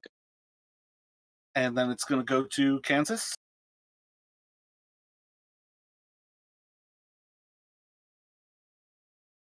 All right, so the wolf will run in and try and hit it again.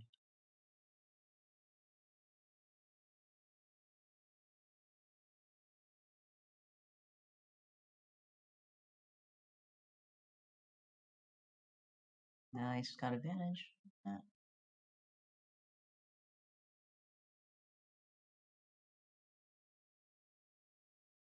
All right, so the boar is doing this.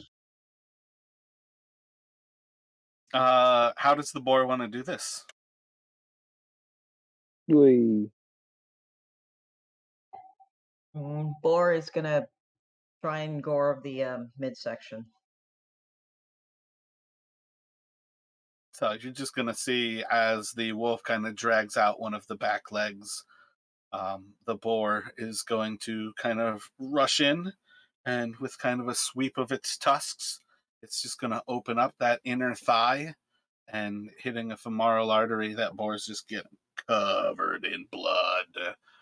And you're going to see as the mammoth bleeds out, gallons and gallons of blood just flowing onto the snow. And while it's still kind of bowing down to Ezekiel,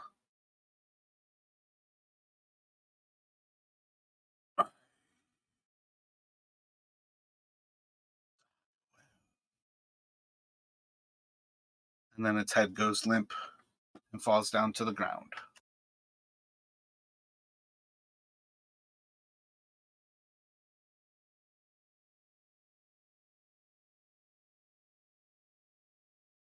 Indeed, a noble death.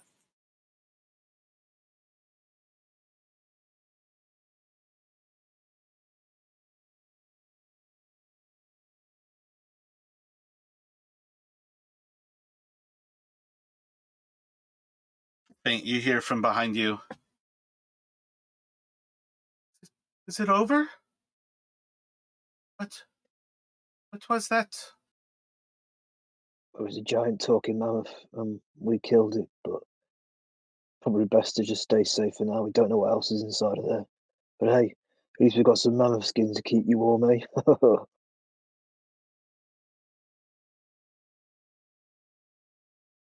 Faint. Ask the children if that was the voice they heard. Oh, yeah. Was that the voice you heard? I did not hear it well enough. I am so sorry. Oh, no worries. You're just kids. It's understandable. How long does spiritual weapon last for? It's like 10 rounds? Yeah, 10 rounds. I'm gonna start like creeping it in and go into the cave to make sure there's like nothing else. Yeah, actually, I'll stay in wolf form, just in case. More or less moving at like a relatively like open pace, or are you trying to be stealthy as you're moving? Like for me, are you talking about? Mostly for you, yeah. Oh yeah, I'd say pretty open pace. I mean, at this point in time, I'm assuming anything would have like heard the commotion, so not really being stealthy. Yeah, so as you start to move into this cave area, you're going to start to see the long corridor ahead of you. You eventually start to see signs of the throne before you, and kind of looking off, you'll see that there seems to be a passage off to the north, and then a passage off to the west behind the throne itself. But once you get closer and actually get light into this central area that the throne sits on, you'll see that there is a massive skeleton lying on the ground, and it seems that the frost giant was slain like right in front of its throne.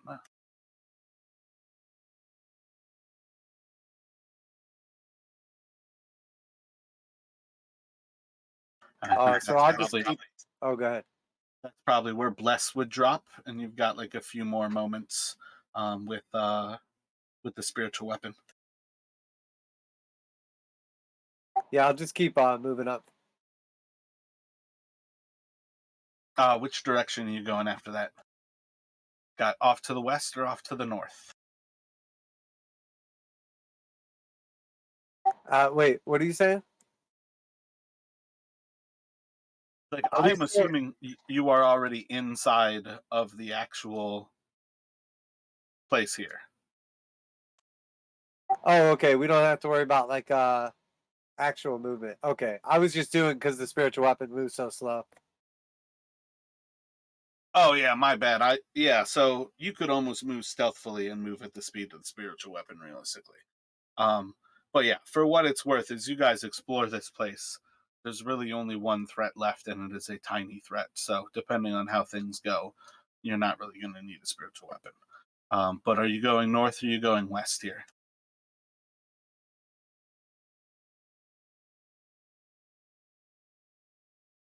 Do I see any signs one way or the other? Did they both just look like openings? Nothing they would tell me one way or the other? No footprints, nothing special? Yeah. So you can stop here, do a perception, and kind of look around.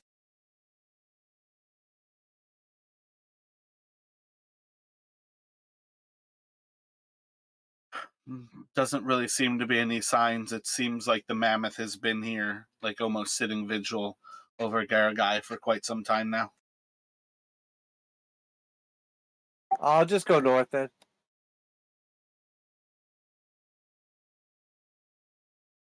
And I'll just if I still have light on my spear or recast it if necessary.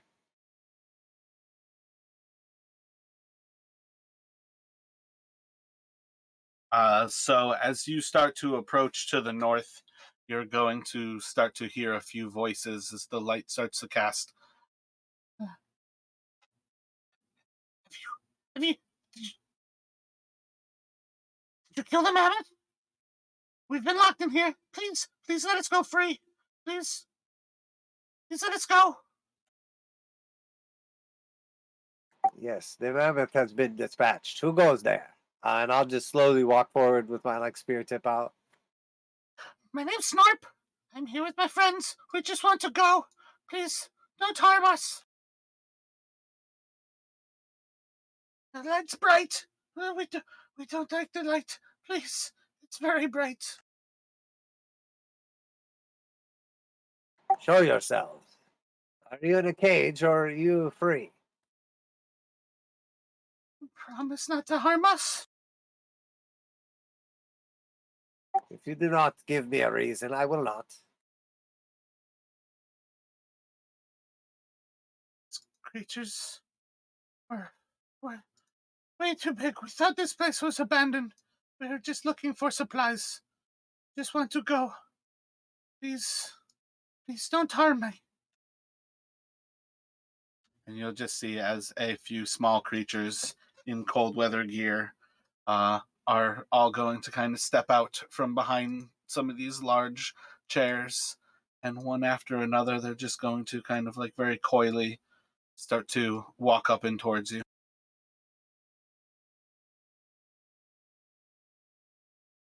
Kobolds. I'm Snarp. This is Horgy. And Zirbo. Please let us go. We are no threat to you. We look for food. There is no food. What else have you taken from this place? We have nothing. Just look for food.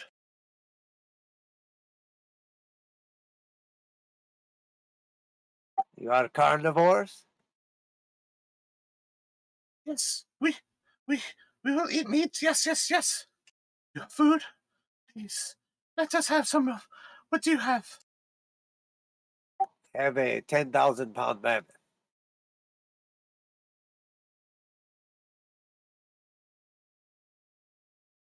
We we we we can eat the mammoth? I don't see why not. It would be a shame to let it go to waste. Deal. And you're just gonna see the one that's speaking to you is gonna just slowly kind of walk beside you and just kind of like looking up at you, but like walking forward. They're just gonna kind of slowly progress towards the south, and then they'll kind of like walk next to the wolf a little bit closer to Ezekiel, and they're just kind of trying to keep a little bit of room between you all, but they're trying to walk out. Were you here when the giant was killed? Did you see what took its life? No, we came days ago. We did not harm the giant. It looked abandoned. We came in, we got lost, and then the mammoth returned, and it sat here. We could not get free.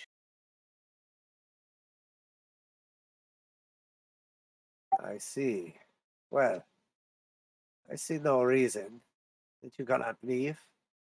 And I'll just like accompany them back out to the front and make sure they don't go after the kids or anything. But assuming that they're not making any hostile actions, I would just let them take some meat or whatever and go. Roll an insight check.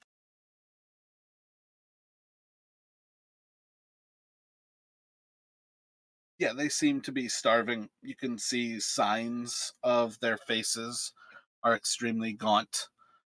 As far as most things go, they don't seem to be trying to be tricky at this point. And it seems viable that they snuck in here trying to look for stuff, and at some point the mammoth returned, and it pretty much blocked them in.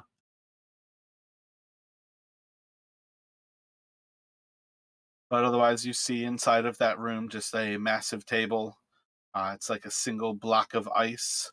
And then all of those chairs all around it are giant sized, but it shows you how much larger the specific throne in that entrance hall is, that it's meant to show like Gargalai was the king of this domain, even if it is just like the small place that is his house. And then you'll see on the north side there that there is another area that you can walk to in the northeast, as well as just kind of like a storage like area directly north of you, or you can progress towards the west side there. It looks like a sealed room, so we probably don't have to be. Oh no, there's just the space to the right as well. I was going to say we probably don't have to be too stealthy, but then again, if those guys were shouting and shit and kobolds, I guess we kind of, giving it up. So Yeah, the kobolds were not quiet when they were talking to you. I'll move to the east a little bit and just check around the corner and see what's around there. So as you kind of look around the corner, just the first thing that you're going to be overwhelmed by is the stench of death. You will see that there is a massive creature inside of that room, and it is largely cleaned of all of the meat on it. But you can still see the head is probably roughly the size of the mammoth itself. And there's much left behind, and it pretty quickly wolf form. Let me have you make a constitution saving throw, because your sense of smell is way too strong for smelling what you're smelling right now. No, my bad. That's specifically to Okay. Kansas moving up as the wolf. Wouldn't I know that though, and like back up? So that's the point though. As you move forward, you're like kind of torn between wolves eat dead stuff. There's like something that is like ripe dead in that place. No, wolves eat stuff they kill. That's like fresh dead stuff, like the mammoth. Now this one's been it's been marinating. But as you kind of move around that corner, you'll get a strong sense that there is a whale that's dead and rotting inside of that room. A whale? Indeed. Okay. Oh, it's for ice fishing. Is this place for ice fishing? That doesn't make any sense.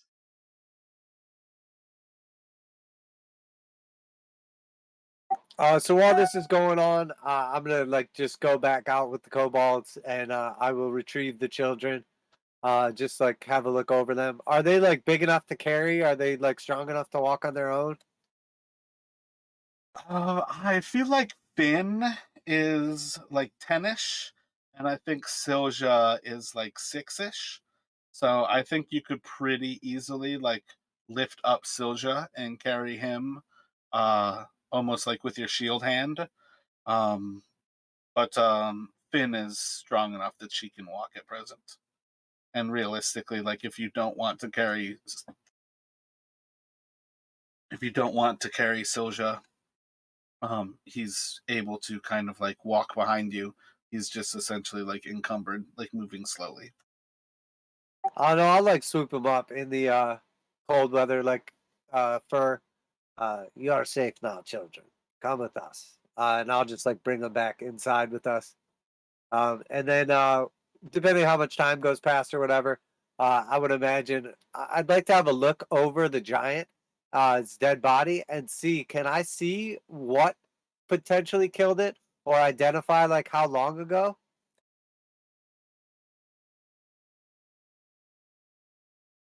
Maybe like a medicine check or something.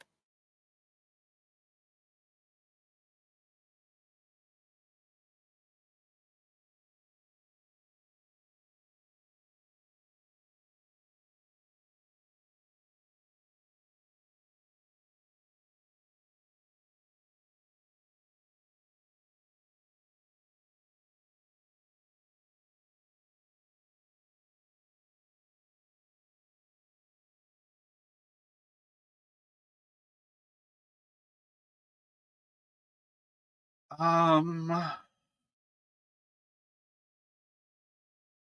roll. Yeah, you could do a medicine check or like a perception. It's basically frozen into the ice below you, so there's some parts of the body that are still above, kind of thing.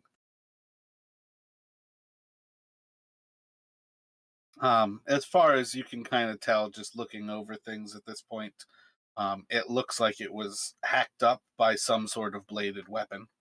But what it is in particular, you can't quite tell. And does this appear to have happened recently?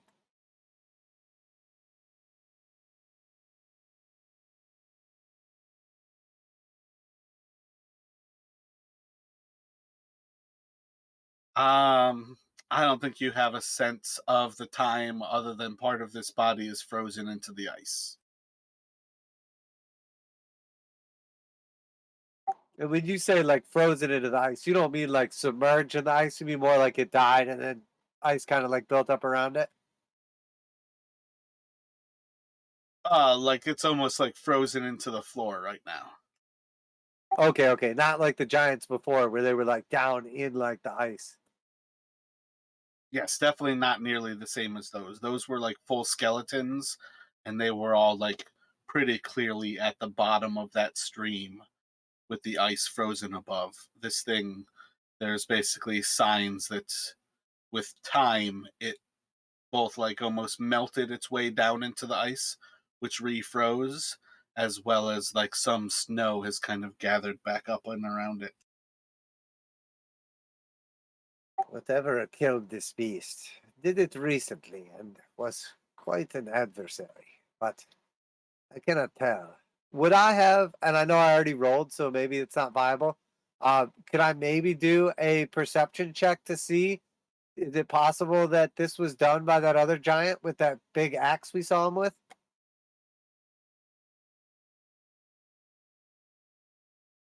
I mean, I think that's one of those things that sure you guys could definitely make a connection, but an axe is a pretty common weapon. It saves you a lot of steel to make an axe and put it at the end of a stick instead of making a sword or other such things. Like, so you can make that assumption, sure, but in the long run, you don't know that there's one axe that did this. It just seems like something hacked away at this thing's body. Yeah, I guess the medicine check kind of handled it already, but like the difference between if it was like a bunch of like swords that are more stabby or like one giant just like severing cleaver from like an actual giant type deal. Yeah, again, I think you guys should have picked up that the awakened creatures blamed the people of Dougan's Hole for this giant's death. That's why they were torturing Dougan's Hole. Like, that was part of what the kids were trying to tell you. Is that it seemed like they were trying to enact revenge on the people of Dougan's Hole.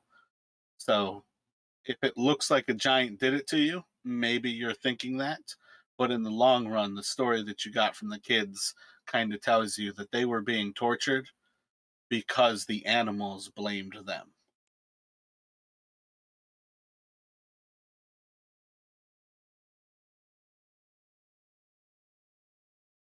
But we didn't actually get the impression that like the people from Dugan's Hole had like physically actually fought a giant or anything like that. It's just like a presumption. Yeah, very much so. Gotcha, gotcha. Well, yeah, There, I don't know if we want to just further investigate. What you guys thinking? Look for the giant's loot.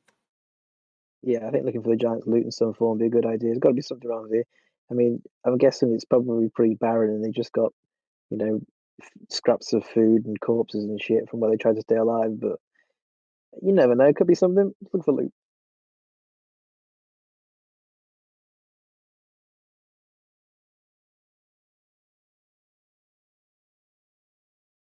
Yeah, so maybe you said there's like another path here behind the throne. Go like kind of check that out. Maybe like look over the giant's like corpse to see if it appears to have like satchel or anything or any valuables on it.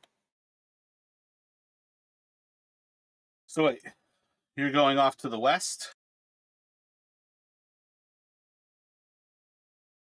Yeah, I mean, I would like kind of suggest that to the party, but yeah, I mean, I would go off to the west. Gotcha.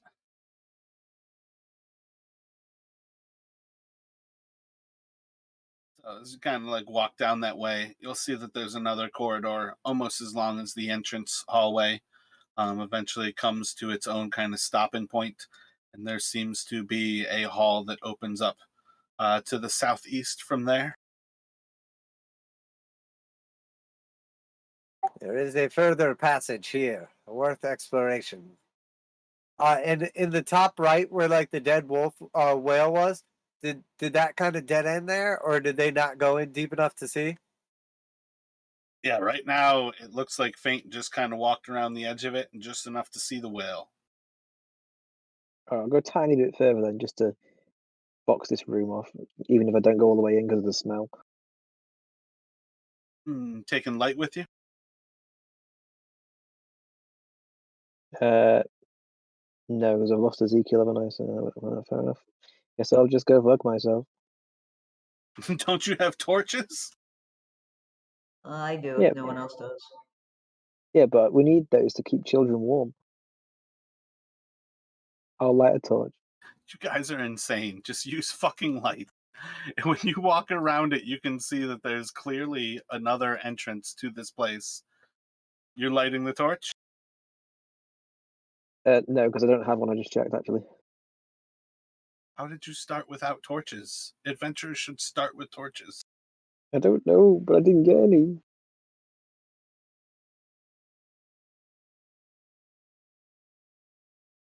I got a tinderbox. I could just keep clacking it Oh, together, that'll getting be the occasional useful. flash of light.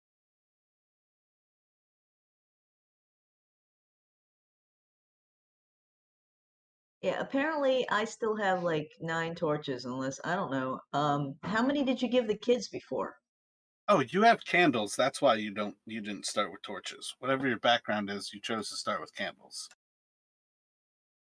No, fair enough. And I got a hooded oil lantern as well, it looks like. Oh, you've got a lantern. That's better than a torch. You gonna light Lantern it? it is. Boy, do I. As soon as you light the lantern, you see that there's a treasure chest directly to the south of you. Hooray. Yeah, if you didn't use light, you are not going to find that treasure chest. Buried beneath the snow, there is a small chest. It seems to be closed up and locked. I brush all the snow off of it. And I shout, so we got some loot. And I guess I'll try and pick the lock. Looking over it, like as you try to get closer to it, you can uh, pick the lock with ease, but the chest is frozen into the ice. It's going to take you some time to clear it away. And I pry it open with a crowbar. No, like it's frozen in a block of ice. You're going to have to spend an hour to free up that chest to be able to get into it. All right, I'm going to go. I Keep the guess we kids tell warm. the I'm kids. going to be busy. I just start wafting the candle over it, melting the ice. Use implements to bust it open, not a candle. The candle's going to take you like 45 hours. Implement So it it's is like, then. oh, go ahead. I was going to say, implements it is then piton and shit, and just chiseling away at the ice then. Yeah, if he like yells that out, I'll like go over there and have a look at the whale. Is it like horribly, horribly rotten? Is there parts of it that are like still frozen? Do I get the sense, possibly with the medicine check, that we could like salvage any whale oil slash blubber? Um, let's go for sure. It's horribly rotten. I don't know when the point is where you wouldn't be able to harvest something from it, but it's definitely horribly rotten. Rotten. You get a solid sense that this thing, like the actual weapon on the ground, is a giant-sized weapon. Everything about it tells you that this thing was probably caught and cleaned back when the giant was alive.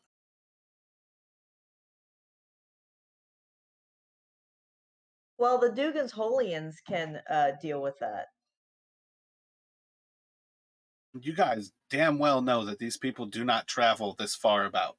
It is dangerous to walk 5 miles in the tundra. You guys did about like 30 or 13. It's because we're a bunch of Alright. mad lads. It's one of those Sorry. reminders. That's what adventurers do. They do the stupid stuff like leaving town. Yeah, so I would try to salvage like some oil. Maybe like have to create a fire and sort of like cook down some of the blubber, and then take like a couple pieces of cloth, or I might have some sort of container. I'll have to look, but try to like salvage a decent amount of like whale oil, as I know it's like pretty flammable and good for heat. Did you abandon going to the south? Oh, well, just for now, while Faint's doing everything going on, I would like help him out, but I plan on still going to the south. 250 gallons of whale oil down to the south. Just go south. Oh man, I'm sorry for coughing into the microphone.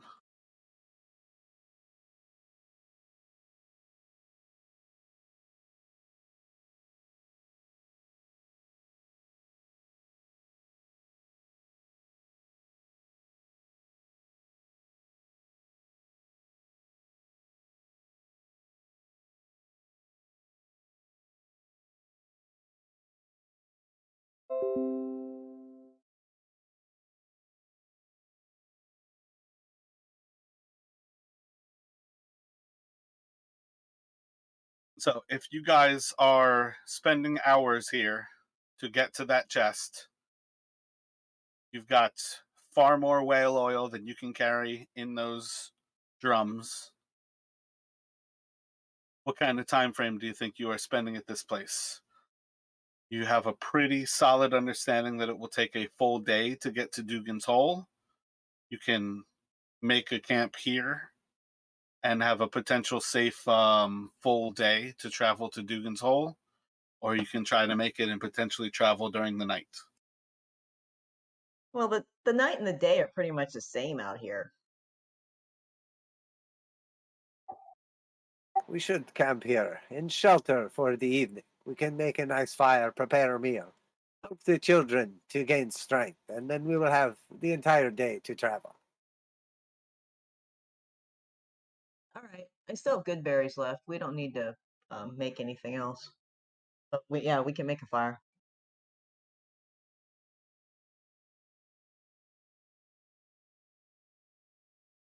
So how heavy are these barrels going to be full of whale oil?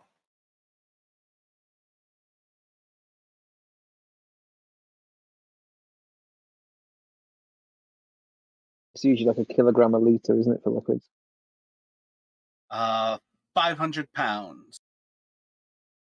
I have an idea. If we wait until morning, with any luck, we could perhaps fashion some form of sled type uh, construction. And with a little luck and a bag of tricks, perhaps you can get the elk again, and we could take at least one of these back to town. This would be very useful and help the inhabitants of Dougan's Hole to survive these terrible conditions. Yeah, that way they can have enough light to look at each other's eyes when they bang each other. You say you want to look into the eyes of the old woman while you do what with her? Oh, he must have misheard me with all this wind. Yes, perhaps the wind. Uh, Before we go to bed, I will tend to the child.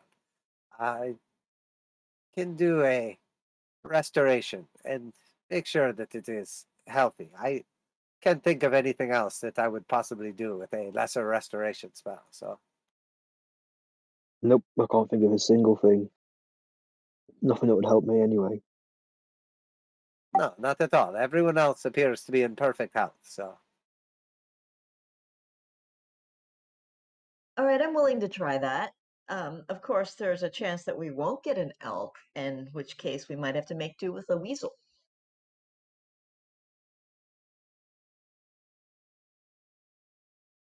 I'm not sure the weasel will be strong enough, but perhaps it is worth a try. In the morning. So like this giant's bed over here, is that like made out of stone or wood or what's the deal with that? That realistically is just a bunch of furs, basically. So that is about the warmest thing that you guys have ever seen right now. By and large, it's going to be very cold, like getting into it. But if, for instance, you wrapped, what is it at present, 6, 7 of you up inside of it? No, six. If you wrap the six of you up inside of it, you guys would be quite warm quite quickly. Oh yeah, so I'll start like preparing a fire over here. And start like cooking up, maybe like go get some of that mammoth meat, start cooking up a nice meal. I will tend to the children, make sure they're in good health, do a lesser restoration if necessary on the smaller child.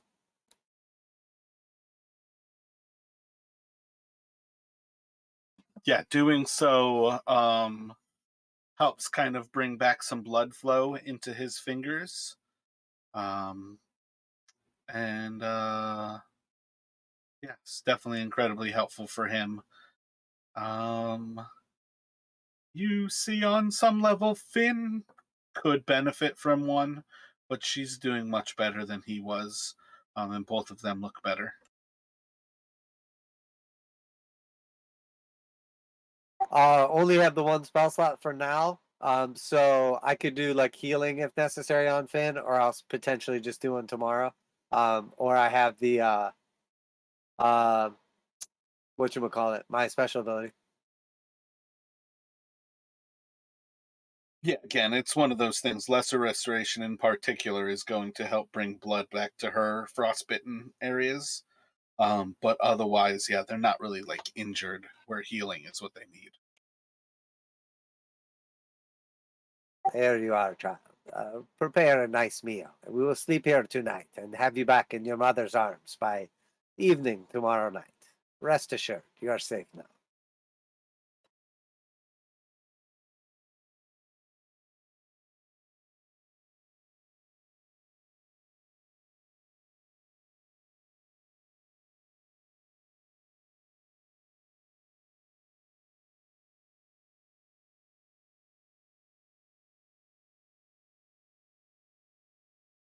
So yeah, I think I would spend probably the next like whatever hour or so like cooking and making the fire and getting like everything set up while Faint does his treasure chest. I'm just picturing him hacking away at it hour upon hour.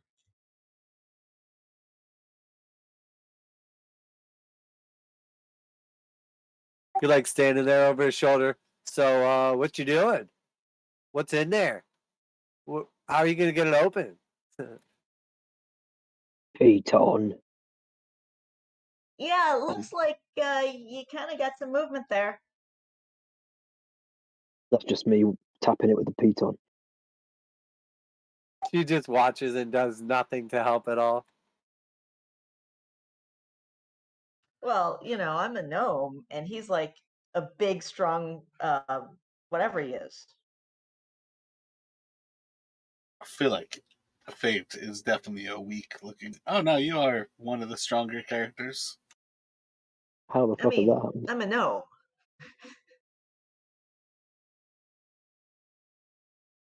So yeah, as you kind of finish like chipping away at the ice, daggers and pitons in hand, you can eventually start to get the chest open, and you open it up, look inside. Whole bunch of giant sized flensing tools for like cleaning animals and basically taking their flesh off. Roll a perception check.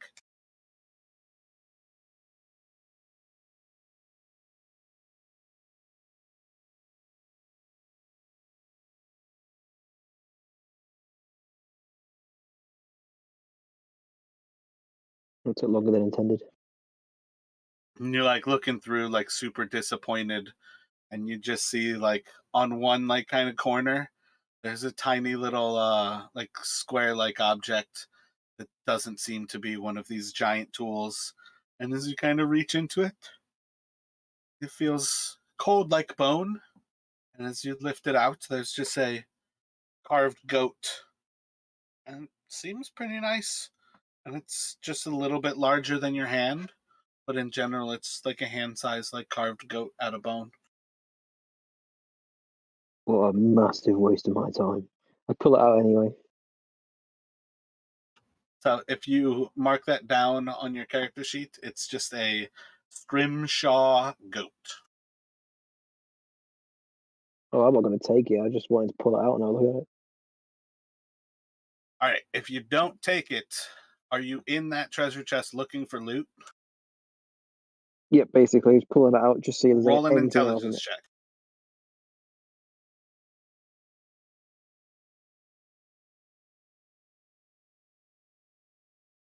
That 10. thing is the loot that you went into the treasure chest for.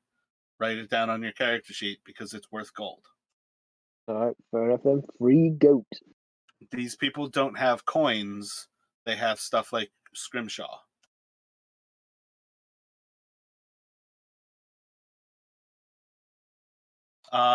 Ezekiel, as you go back out and eventually grab some meat from the mammoth to cook, you just see that the kobolds have just like destroyed everything. They're like just cutting it up with no rhyme or reason. The organs are like all opened up like on top of it, and it's just like, what the fuck? And they're still just kind of like standing on top of it, just like nibbling away at the meat. And they look up at you a little bit coyly. Ah, I thought it was ours. You want some? Of course, it is ours. Screw it.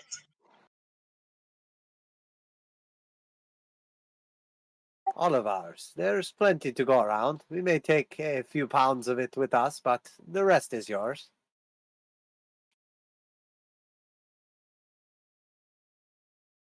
Good, good. Do you mind if I eat the asshole? No, And it's it gonna is a point to the delicacy. back. Help yourself. Are you from around this area? Do you have a large tribe, or is it just a few of you? Our people are. And it's gonna point off to the east, off to where you know the spine of the world is. Our people are starving in the spine. We are just wandering, looking for what we can find. We will return soon. There's little left for us there. I see, I see. Well, perhaps you can bundle up as much of this and take it with you that you can survive.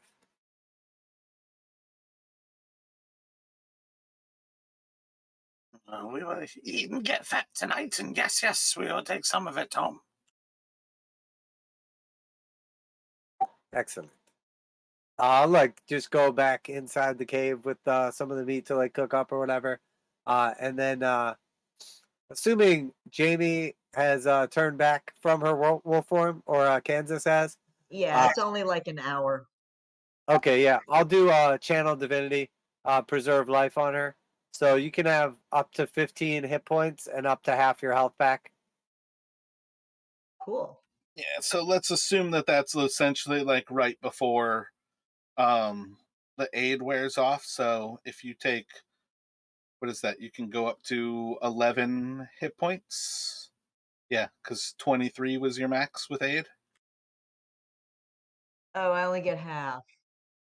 Yep, so you can go up to the 11, and then that's roughly when aid will wear off, and you all will go back to your normal hit points.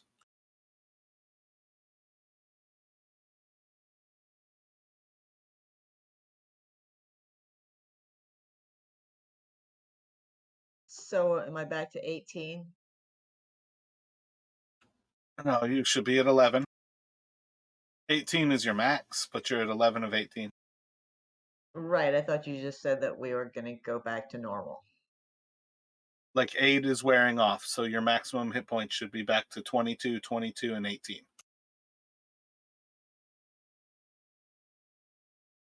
My point was is that aid should have worn off right after that fight, but I feel like it works out better if Ezekiel uses that healing thing on you right before aid wears off, so he can heal you whatever 2 more hit points. Oh, okay. Now I understand.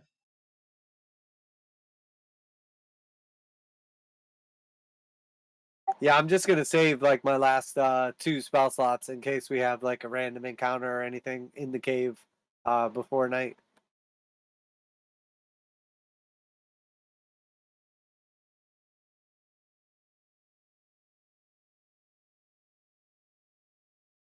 Yeah, so I think overall, I don't think there's any necessary reason to roleplay a whole lot more of that, and you guys can basically like sort out how you would like to do watches, what you would like to do for watch, where you guys would like to camp, kind of thing, and kind of move forward into that actual resting.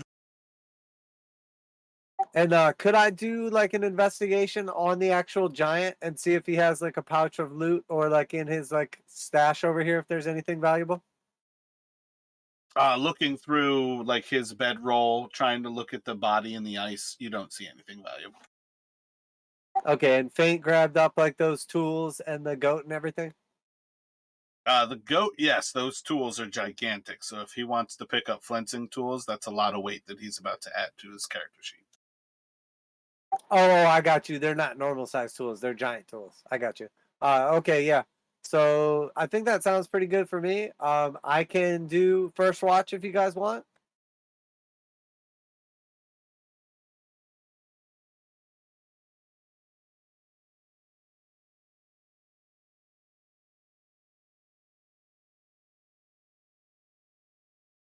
Sure, I'll take second. I mean, I've only got to do the meditate for 4 hours, so if you guys do that, then that means that I'll then just watch the rest of the night.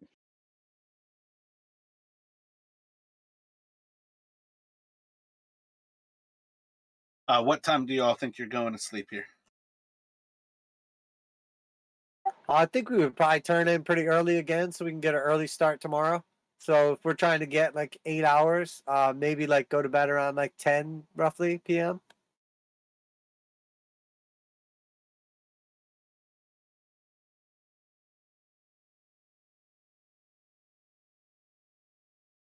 My bad. What time did you say there, Ezekiel?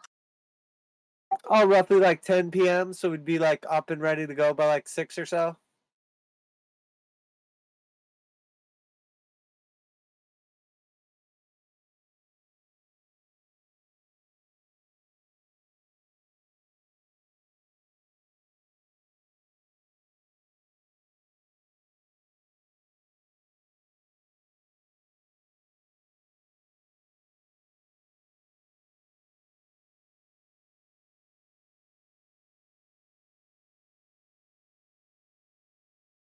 All right. So let me get some perception checks from Ezekiel.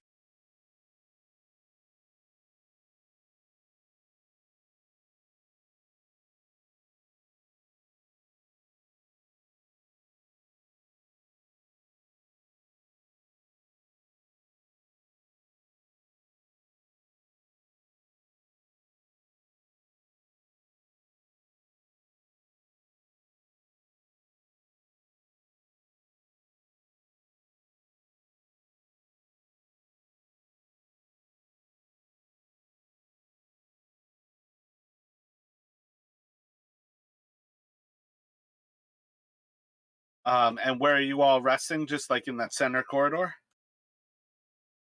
Yeah. Are we not going to go to where the bed is? Oh yeah, I feel like I like started a fire like over here around the corner and everything. So I would say probably like in this room, but away from the oil.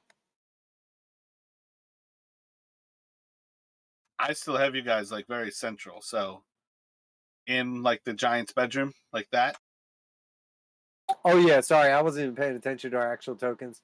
Yeah, like basically just huddled up on like the big bedroll area, and then I would say probably like the fire is on the opposite side of the oil, so it's not like potentially gonna burn it down or blow us up. Gotcha. Yeah. So I mean, if you guys almost like are cuddled together, you can almost set that up as like a tent where the fire is like on some level like reflecting off of one of those main walls and then back towards all of your actual like covers behind you and just everybody's body heat together. You would get a pretty warm setup pretty quickly here. burning a bit of a fire, and have a pretty relaxed evening as far as things go. Ezekiel, just keeping your first watch. Everything seems calm, quiet, and sound. Um, on some level, you're going to try to also keep an ear out for if you hear something through that massive hole that is in the oil room. But otherwise, your hours go by without any distraction, and you can awake Kansas, and she can take her watches.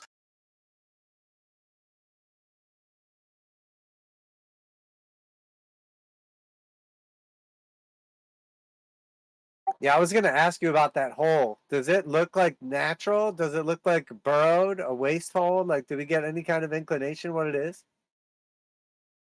I treat it Roll like an a pussy hole. investigation.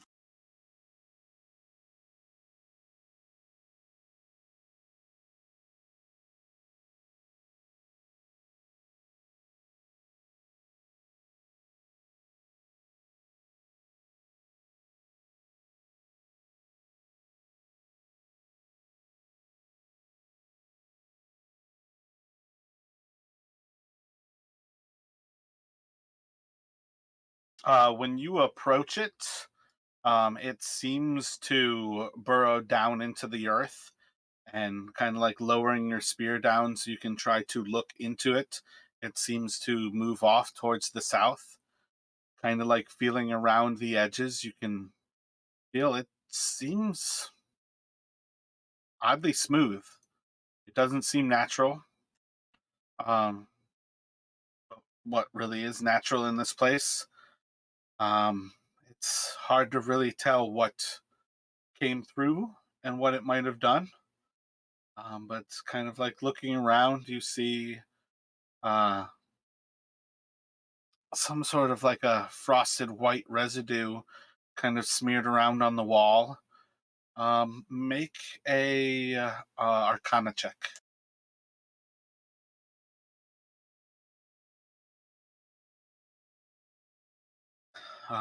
As you approach, what kind of tool proficiencies does Ezekiel have?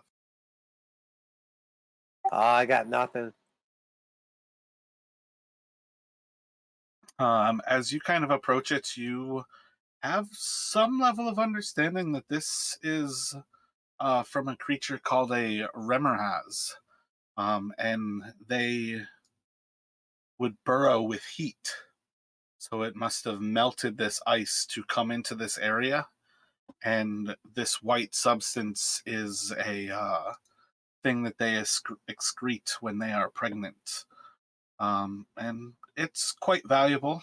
If one of your friends has vials or some sort of glass object that you could kind of store this in, it's worth collecting. What'd you call it? A Remeraz.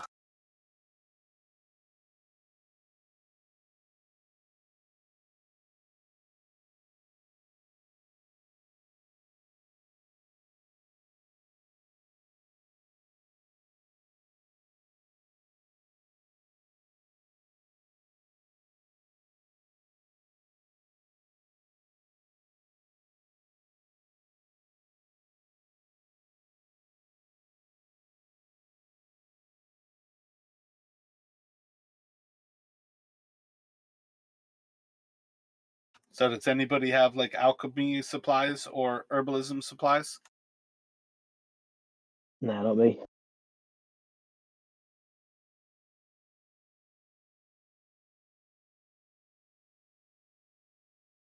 No, nothing like that. Is it possible? Like, is it like super liquidy or is it kind of like thick, like slime?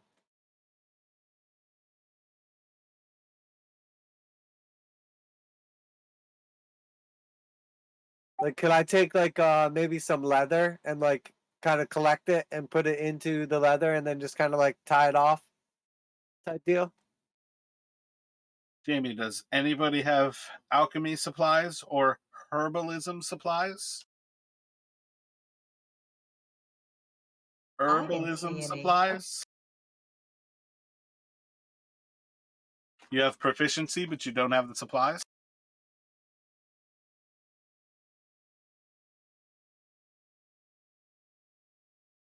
I don't see any supplies. Like, that may have made sense, but I don't think I got any. Oh, wait, it says tools herbalism kit. Does that mean I have supplies? Probably. I don't see you with it though. You can collect it in some leather. It's gonna lose some value, so I have to make a note of that. All right, I will remember to get an herbalism kit. Doesn't seem like there are many herbs up here, but it does seem like something a druid would have just in case. I have a water skin. That's one that's with water and one that was with beer. So I could potentially use a water skin if that would work better. Oh no. I mean, if you're talking about like, I feel like your leather thing is a better idea. The point is that you're going to lose some to a permeable surface rather than like if you do it to glass, you're just going to have a vial that somebody will buy off of you, like the whole vial.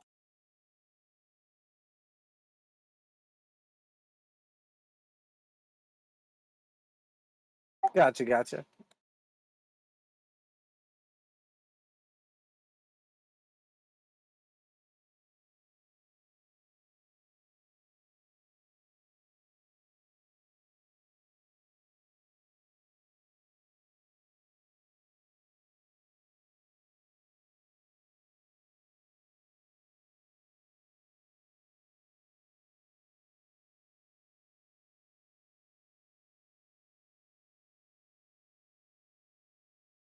So while I'm typing this up, did you roll your perceptions for Kansas? No, how many do you want? 2. Do I need to roll to gather up the worm sperm, or how does that work? No, you're just collecting it. The intelligence was for you to actually recognize it, to know that it's something that is worth collecting. And it's specifically when they're about to give birth, so it's actually pregnant. Oh, nice. Hopefully it doesn't give birth while we're still in here.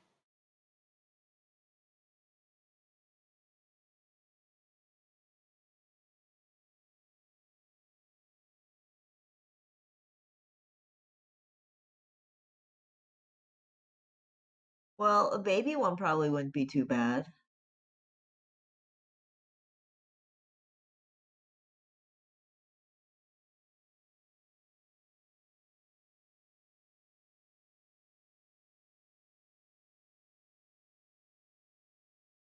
You cannot have any more pets, Kansas. You have enough. You're not going to get the greasy worm.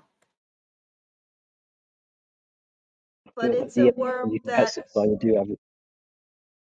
I've heard nothing of that.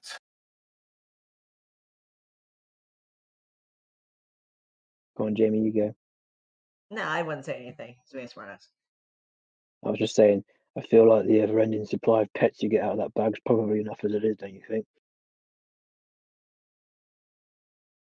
What? You've got a bag that you pull animals out of. I don't think you need any more pets. Well, that's what he said. But it's kind of cool looking.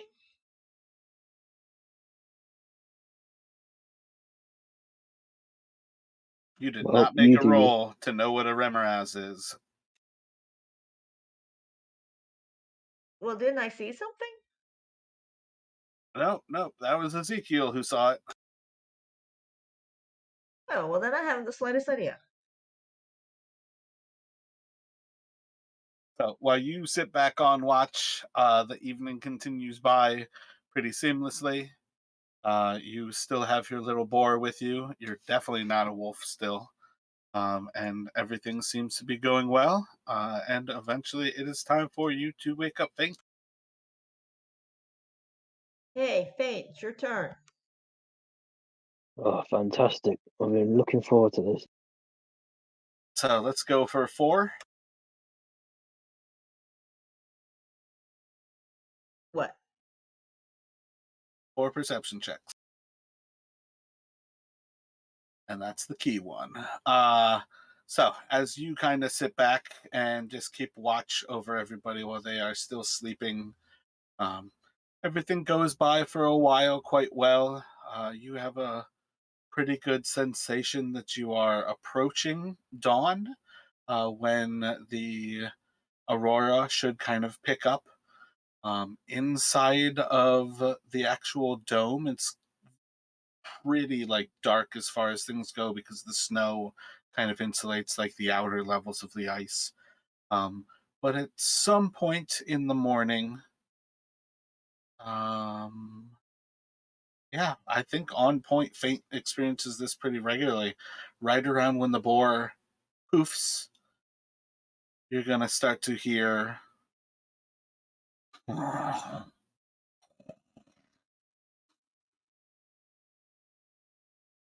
just the slightest sounds of a creature outside of the cavern. Perhaps it's investigating one of those entry doors. But at present, it's well away from you all, and you just kind of hear that on the wind. All right. I'll move up to here and just peer around the corner. Can I see any silhouettes or anything? Without light now. Not even if there's any slight light coming in through this entrance here. Correct. All right. I just keep listening to see if I can try and tell where it is or if it's getting any closer.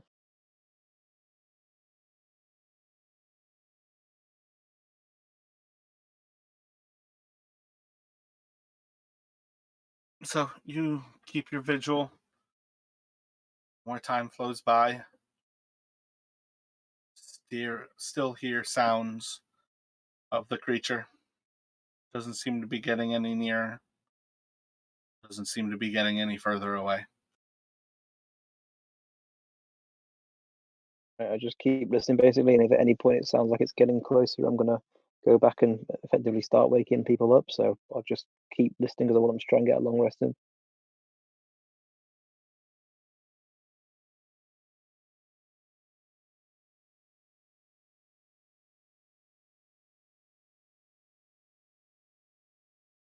And after plenty of time goes by, everybody starts to stir. Yeah. Has everybody thought about what you will be doing for level 4? Ooh, Sticking with exciting. the same character classes? Yeah. But just to say as well, as people start stirring, I'm gonna go over and just like put my hand over their mouths and just like gesture to be quiet. But okay, levels up. Yeah, I'm gonna stick with cleric. So I'm pretty happy. everybody roll a d8.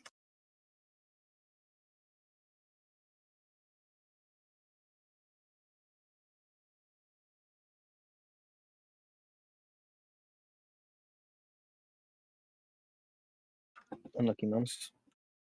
Pretty rough, but while you guys prepare to level up, just make sure to add that to your hit points rolled. Once you increase your class level to 4, go into that top of the screen where it says the hit points, and you'll just modify the hit points rolled by that number.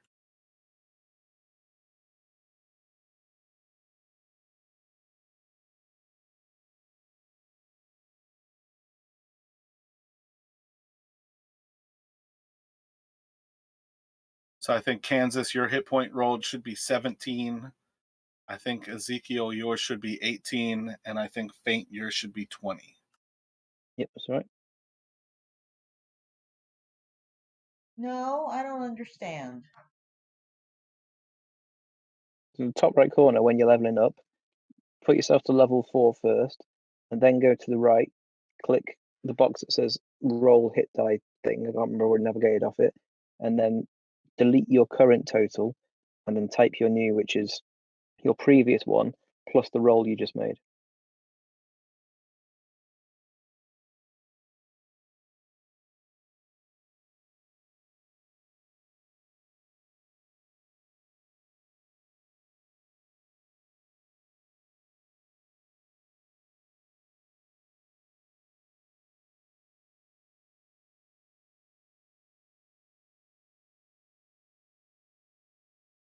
So I think my base was 18 before the buff. So that would make it 23. Incorrect. No. Your total was 18, which adds your constitution in there. You have a constitution modifier of 2, so you had +6. You should have had 12 rolled.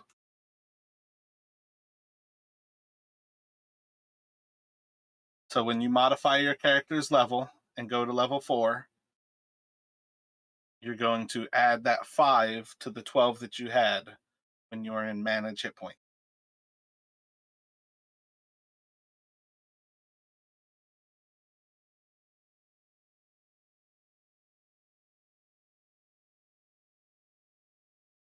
Why do you have a hit point modifier on there still?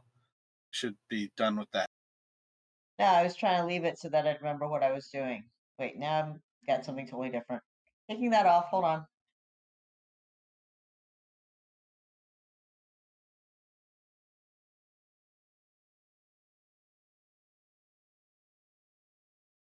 So does that make it 25?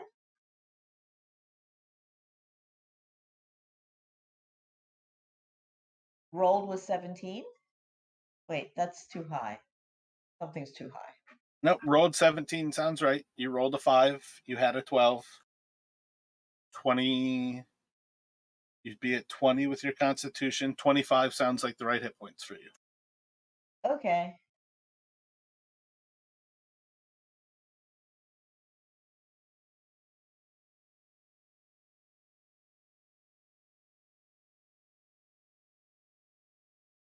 Yeah, you guys do not have 8 anymore, so those hit point modifiers need to be gone.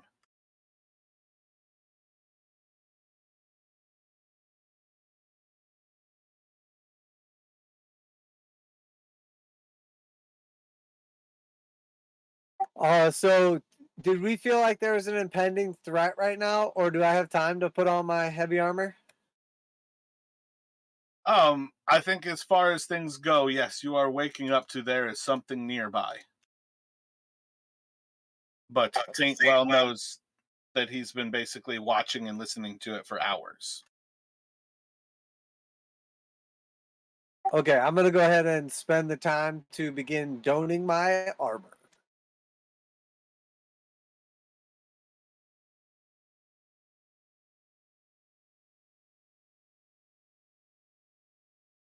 Guess I did the same thing with the kids then. I'll do the hand over the mouth and the shush thing, one at a time.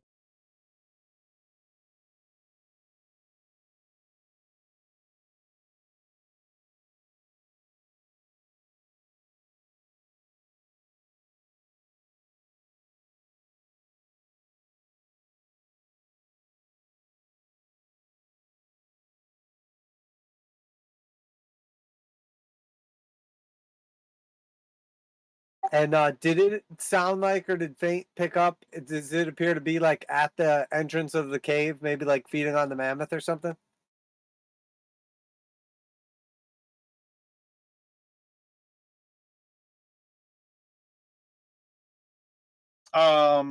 Roll an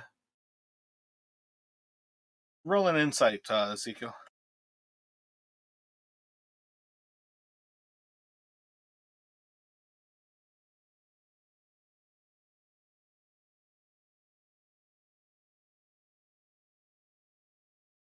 Yeah, as you hear the same thing, it's pretty safe for you to understand that, yeah, there's probably something feeding on the mammoth outside.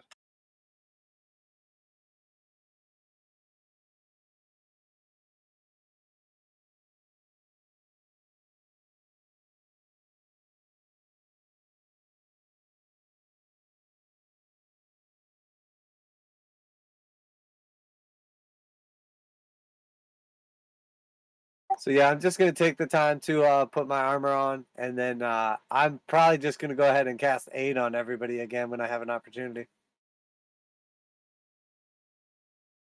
That'd be wonderful.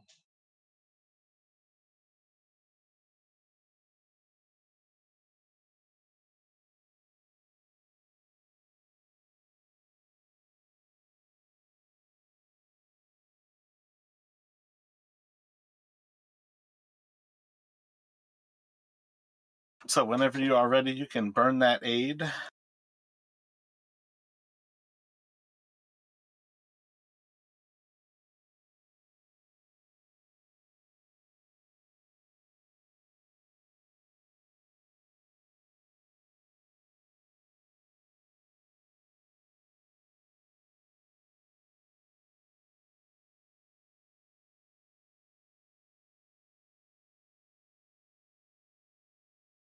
I will take the time to give everyone AIDS. Not straight to AIDS. Not HIV, full blown AIDS.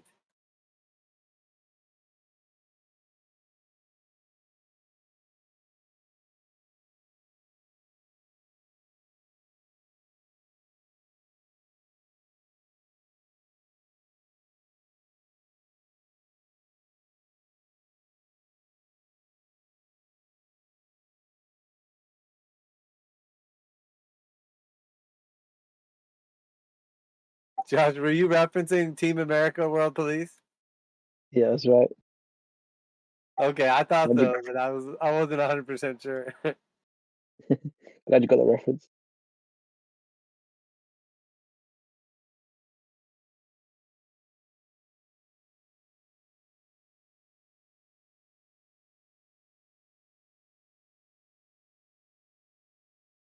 So is everybody all leveled and set to go?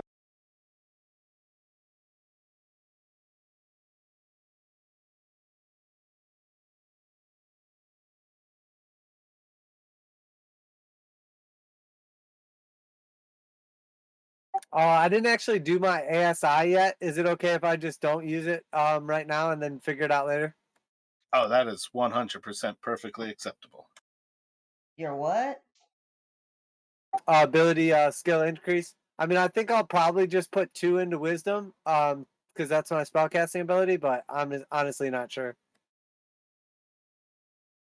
At level 4, you gain an ASI, and you can either gain a feat or you can gain plus the stats. So it's a pretty clutch thing to have right now because that is, like he said, it's an opportunity to gain towards your casting thing that helps every single spell that you use, or towards actually gaining something powerful like a feat. Well, I was going to pick up Magic Initiate, but I don't think it's that useful because it just gives me a couple of cantrips. It kind of seems cool though.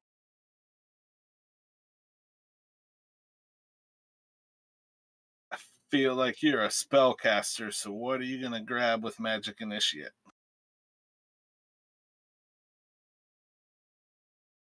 Well, I came up with Poison Spray and Thorn Whip, but I already have Frostbite, and Poison Spray is also a Constitution save, so that doesn't seem to be much different.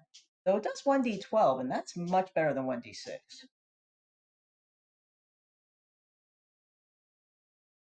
But it only does from 10 feet away. Okay. Well,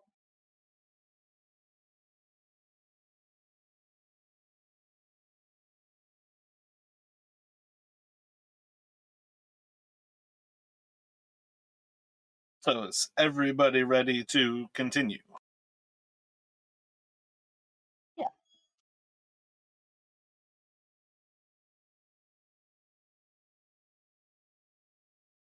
So, as you all are starting to exit, you are reasonably sure that you are walking out into a little bit of a battle.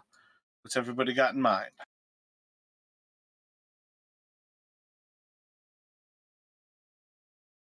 While I will have the tip of my spear lit, I will have the children stay back behind us. And then I think I would ask Kansas, is it worth spending your time to try and get a creature for our help? I could, and you wanted the elk for later anyway.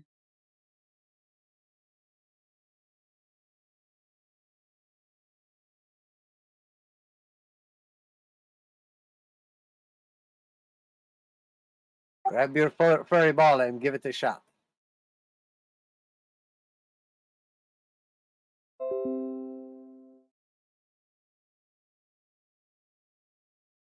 Oh, nice. It said the words. Direwolf. Do you want me to go for elk, or is Direwolf okay? I think we stick with Direwolf for the initial fight, and then we can do a couple more throws afterwards. Sure. Because Direwolf is pretty good compared to Weasel.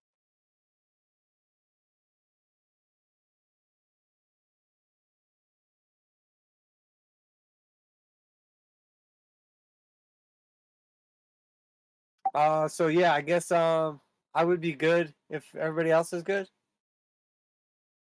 Yeah, I mean, yeah, sure.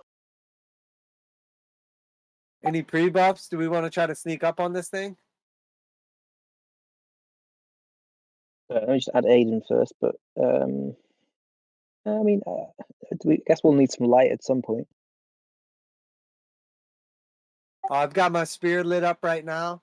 I will go ahead and if I have the opportunity, I'll go ahead and just bless us as well. Go for it, but recognize that like Oh once you wait, cast bless, yeah, you it's guys only should be 1 minute. running out there. Yeah, I only have 1 minute on bless, so I guess I'll wait till we're like right up on whatever it is. I can just use my first round of combat for bless. It's not a big deal.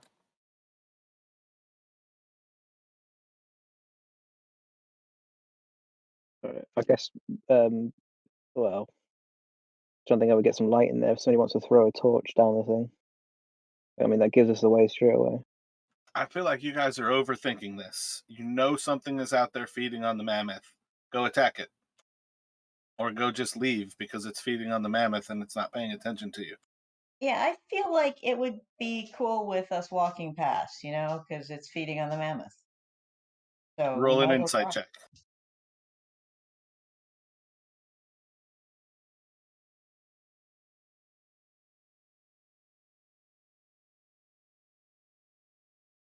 Just because something's feeding on the mammoth doesn't mean it's going to ignore you. But you guys also know that there's multiple entrances and exits.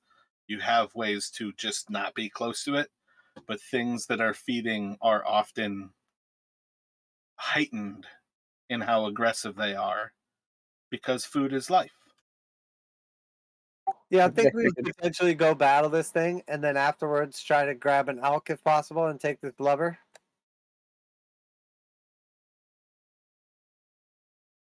sure, if you want. Well, the alternative is we go out the north exit and then just go around the outside of the dome. But yeah, if we want to fight it, we can. We don't know what it is yet, obviously.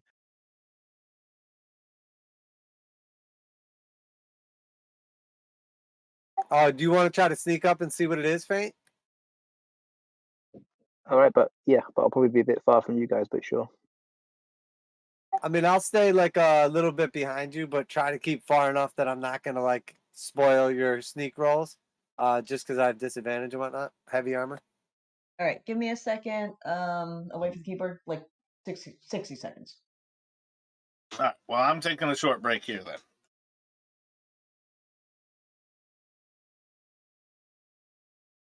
All right, sure.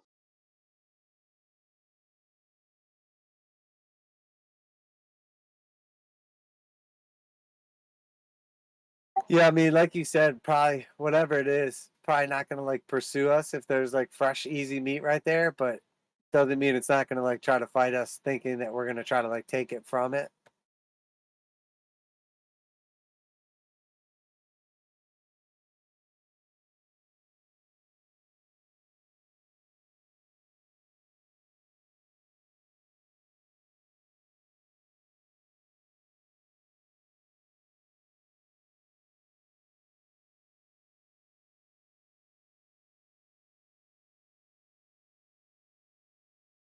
I didn't go anywhere, so whenever you guys are back, just say something.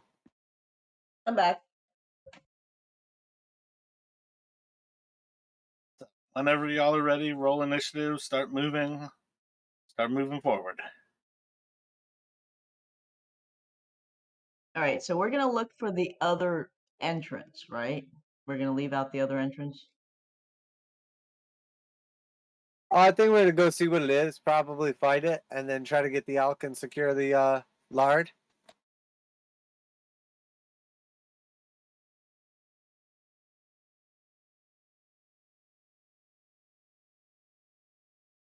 I mean, the only problem with like trying to sneak past it and not knowing what it is like once we load up the elk, like it's not really going to be good to fight with, and then also we have the kids with us, so. Sure, we have the kids with us. Dang it, why didn't that go?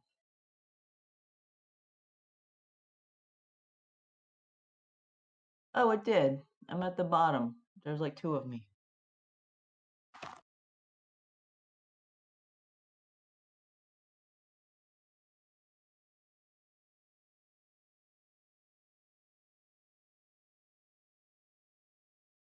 Oh damn! Is that the thing that came from the ice hole, or that comes from the ice hole?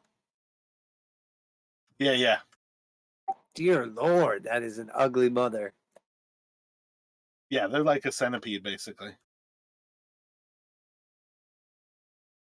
Yeah, you're definitely not keeping that thing. If you try to keep a baby one of those, I'm definitely squishing it. It's disgusting. Yeah, it doesn't look Where are anything you that I seeing a keep around. picture? In Discord. Yeah, I was definitely picturing like more of like a worm, like maggoty looking thing, not that.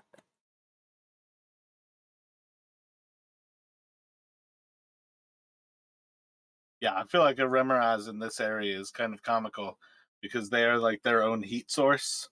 So they're like the most amazing thing. Like if you could make one your pet, you just like cuddle up with it and be warm. Did they fight one of those on Critical Role, like an adult one and a baby one at one point in time? I don't know offhand, but I would not be surprised if Matt had a Remoraz there. Yeah, I feel like they fought some crazy like ice worm, and there was like a couple of them. So I wonder if that's what it was. I was picturing more of like a worm, but centipedes are 100 times worse. Inside of an ice area is a little bit weird for them because again, they're like a burrowing creature, but the heat definitely helps them because they can melt the ice. But like they tend to like burrow through dirt too. Like I might have made up the ice thing, but I remember at one point in time there was like they fought like a big worm and a baby worm maybe, and they kill the baby worm, and then the mother worm gets pissed, something like that.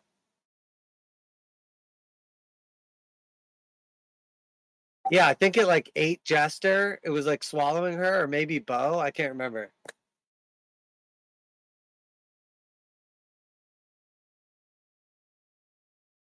if you're all set and back, Josh, can you roll initiative with feint, and then you guys can start moving to execute your plan here.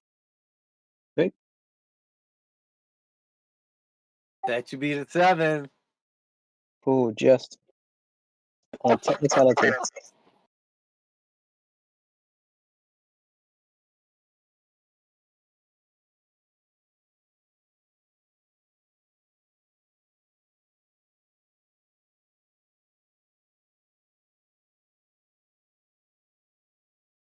You're definitely notorious for doing the bare minimum, Josh.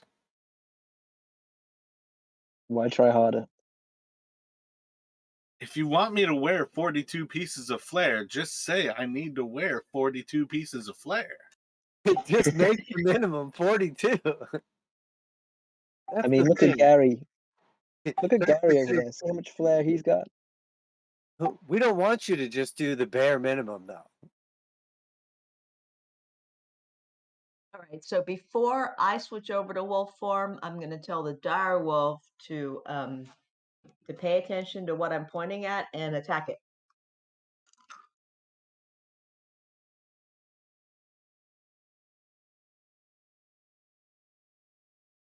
All right.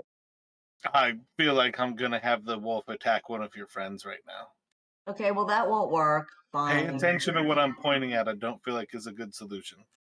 Okay. I don't know. I'll howl or something. What do wolves do? Want to Bark? say attack what I attack? Right. Attack what I attack. That'll Damn. work. That's as far as I can make it.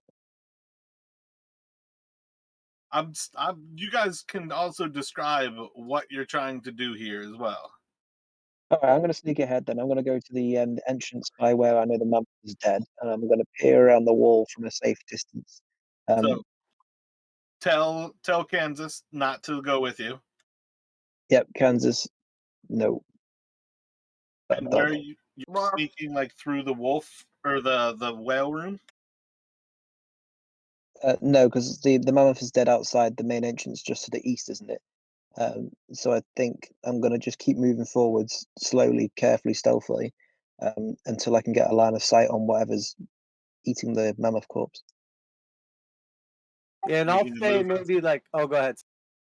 Are you going to move to the north side of the cavern at least? Okay, yeah, I'll do that. Because you know the mammoth is on the south side? Okay. I'm just saying, you guys know what the entrance of this place looks like.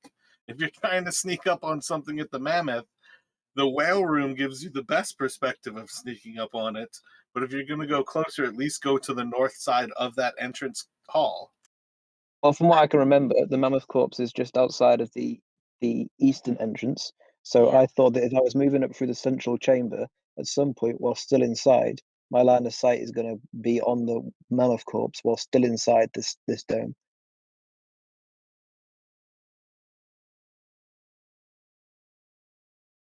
Yeah, and I'm gonna I'll stay like more in the central area, and then I will like stay just a couple feet behind so that I'm not like alerting because I tend to roll ones with my stealth checks.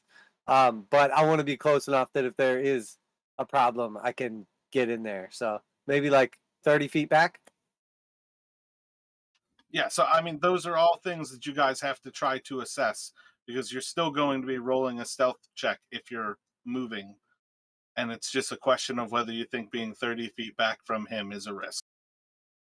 I'd probably say stopping us, kind of about halfway between where I can't see where you are anymore. Oh, I can see you. About halfway between me and Kansas. Wait there because I can always just dash back effectively. So as soon as I see it, as long as I'm stealthy, I can just run back in. Move to where you guys think that you're spying on this creature. Okay, I'm gonna stay like in like one half of the room behind you. So if you're like right there, I'm back behind the throne. When you move up towards the end, I'll move to like where you were at, pretty much.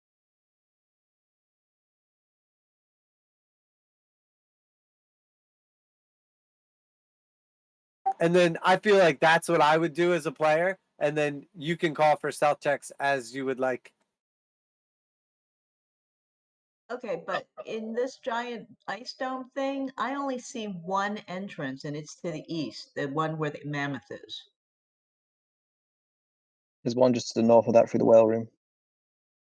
Oh, I see what you're saying. It's kind of, they're both on that side. I thought you meant like 12 o'clock, you know, north.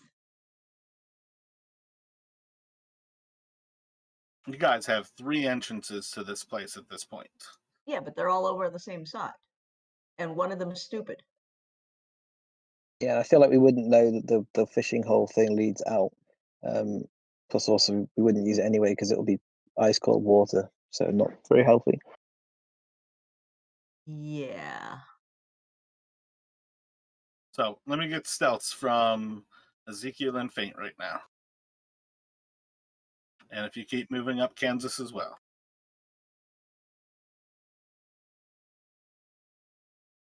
All right, I'll just hang out there until they tell me I should show up. And I Just feel keep like rolling stealth. it's probably not relevant, but I feel like we would make the kids like stay within sight of us, so no like worms come out of the hole and eat them.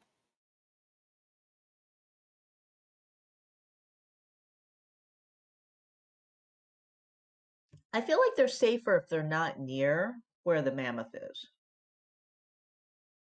Yeah, I think maybe like all the way back at the end of the room, but like still straight shot, if that makes sense. Yeah, that's legit where you got him.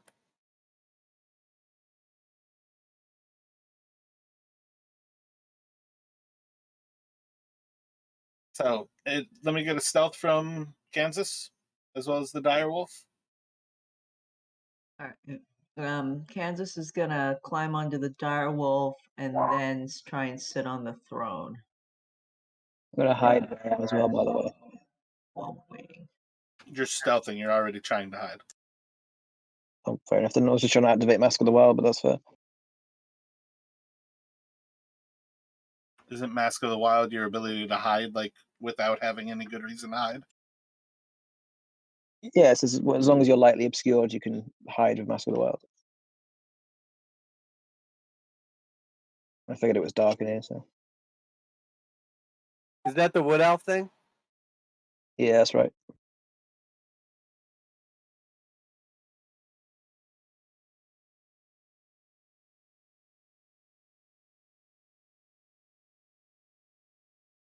Because I was already thinking I was just going to play an elf. Then I was looking at the different elf races, and I saw Mask of the Wild ability on this one. I was like, well, I'm obviously going to choose that then. Hide behind a local tree, except we're in the tundra and there are no trees, but hey. Yeah, but there's always a blizzard, so I just fade into the snow. True, true. Yeah, there's constant snow. He's never lacked for an ability to be able to hide.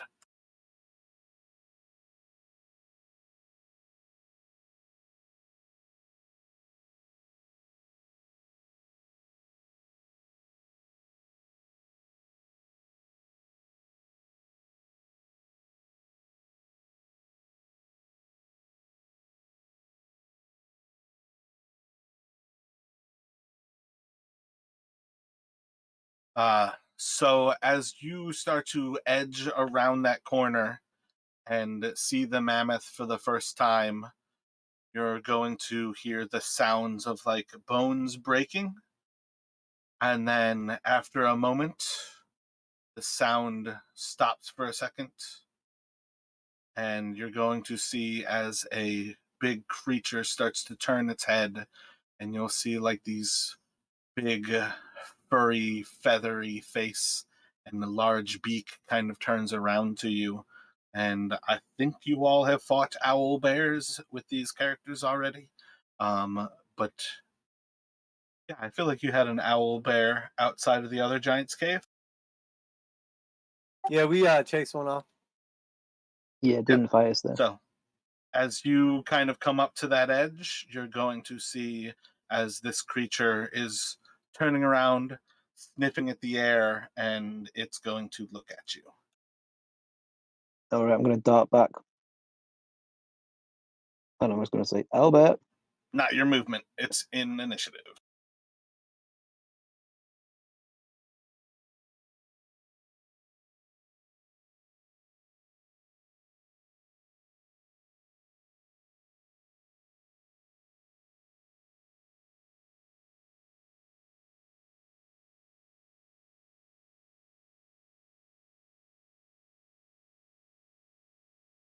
It is going to charge up to feint, and it is going to bite out and claw at him. So the bite first.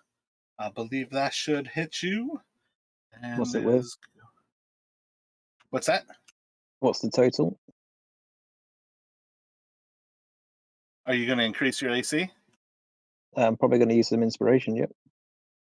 All right. Well, it has a 22 to hit you. How Well, much fuck that inspiration then. did you just burn? Well, I got 9 inspiration.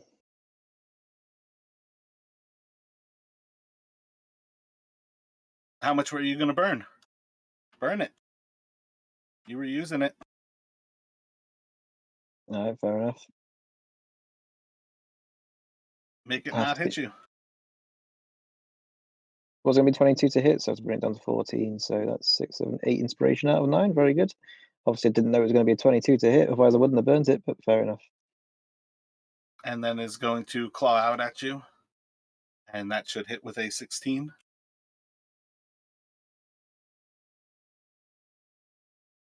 And it's going to do 16 slashing damage as it claws you. And then you're going to be next up in the initiative. All right, I'm going to bonus action disengage.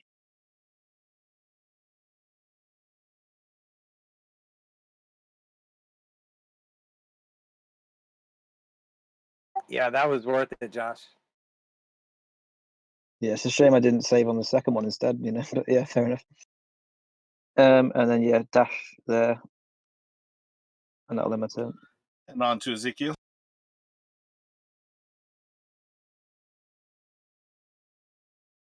Okay, so I see this thing coming now. We fought one of these before. It was pretty tough. So I'm going to go ahead and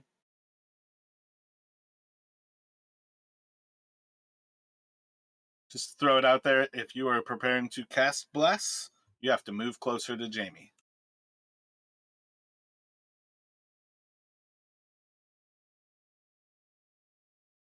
yeah, bless or guiding bolt. I'm not sure.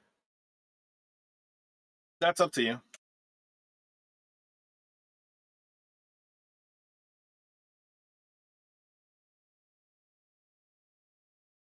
They're both in action, so yeah, I think I'm gonna go ahead and do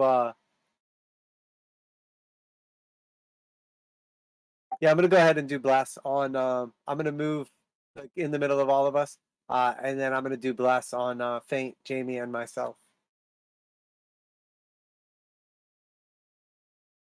I think I have 30 feet range. Yeah, that's correct. I think she was 45, so that's probably plenty moving close enough.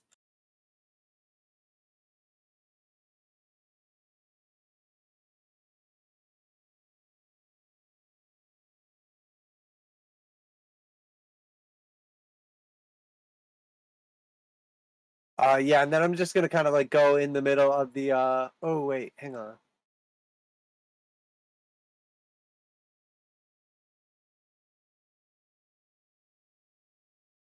Yeah, okay. And then I'm just gonna kind of like go in. I want to move maybe 5 more forward, actually.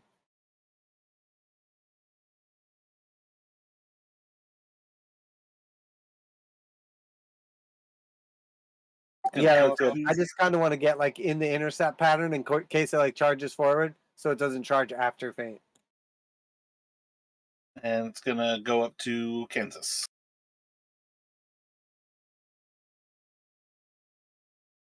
All right, so I'm in wolf form and I'm gonna run up.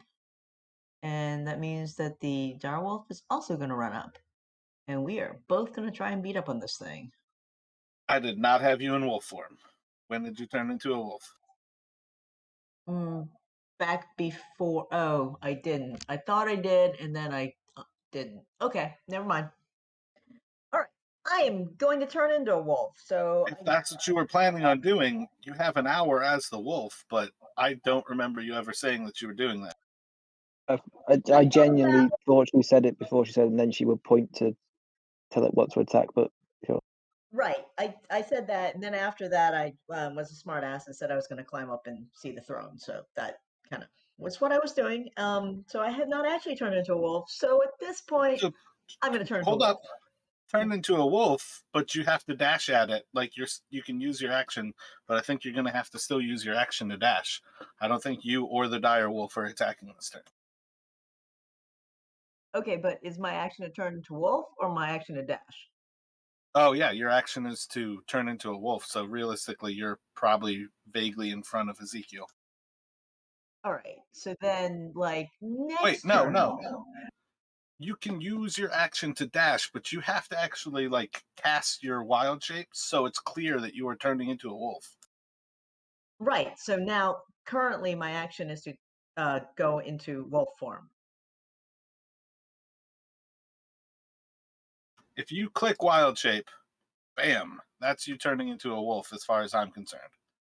By actually like spending your wild shape.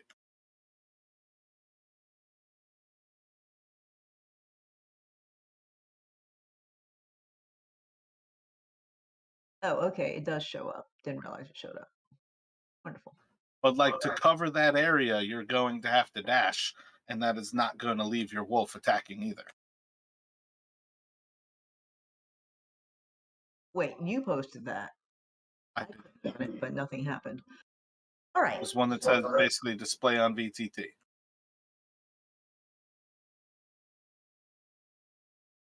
Okay, so I am now a wolf, and I guess we will dash.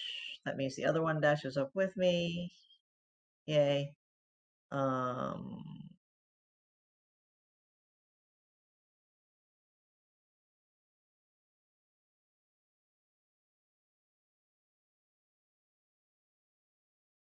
I guess we just close, and then the thing's gonna attack. Basically.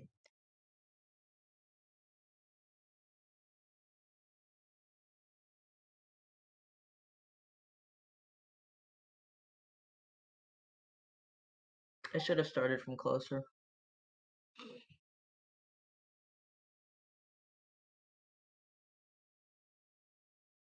It is going to claw out and bite at Jamie.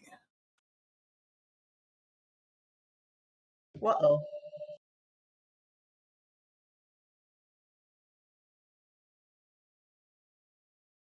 Holy shit.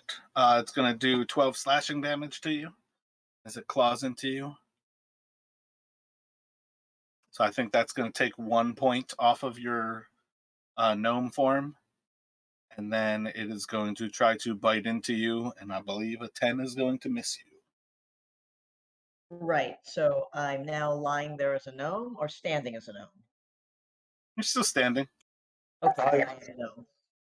You should be praying as a gnome because he rolled 2-2-1-2. Otherwise, you'd probably be dead. True. And it's going to go to faint.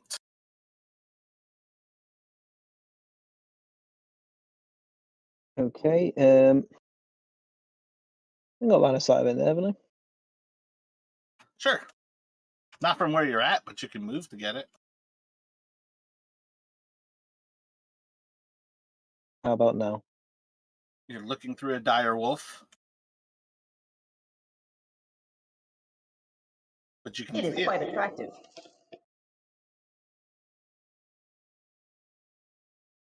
All right, first dagger then.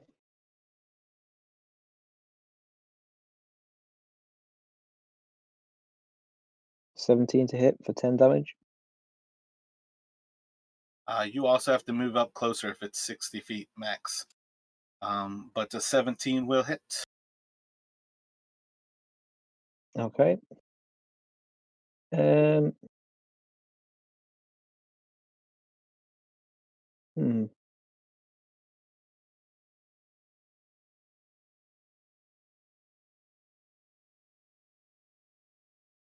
Yeah, I'll do the hide thing. I guess I've already landed my sneak attack, so the extra damage for a second attack wouldn't really be worth the gamble, I don't think. So I'll hide and then I'll move up here. Out the line of sight.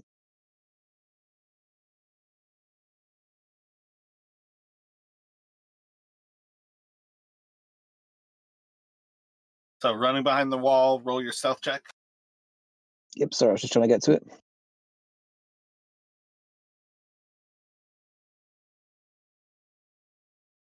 And then it's going to go to Ezekiel. Sorry, I moved a little bit further back as well.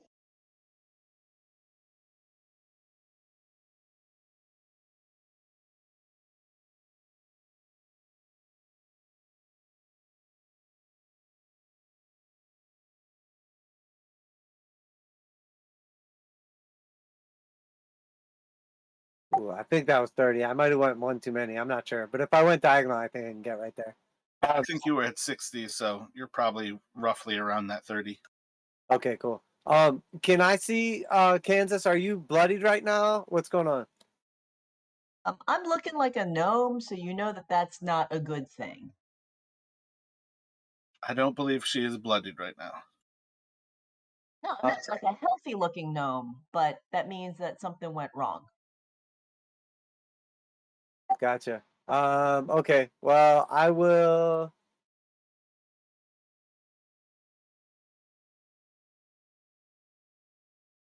Can I get a clear shot on the owl bear right now, or is there like enough stuff in the way that it would impair my visibility for a ranged attack? There's definitely impairment to a ranged attack with the dire wolf and even the gnome in front. It's not much, but there is impairment.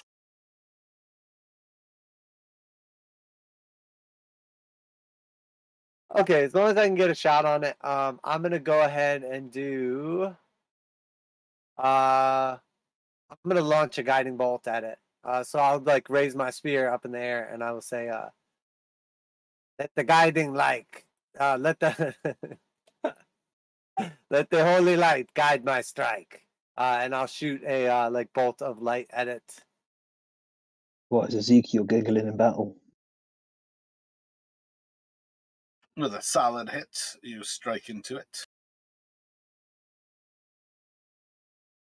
And then I don't think I can. Oh yeah, I'll do a bonus action. Oh wait, I can't. I did a spell. Okay, never mind.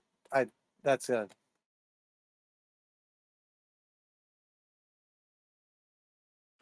And I think that's going to Kansas.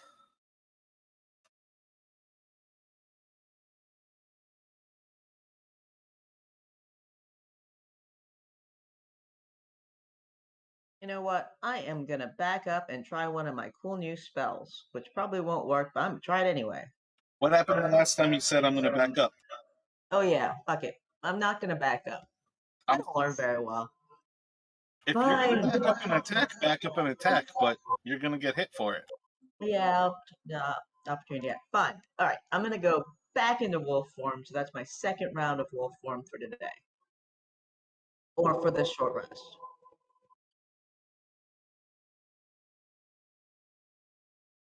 Use your bonus action to tell the wolf to attack then, because you're not attacking this creature. All right, I'm gonna use my bonus action and tell the wolf to attack because I'm not yet attacking this creature. And then make your attacks with the creature as your turn ends.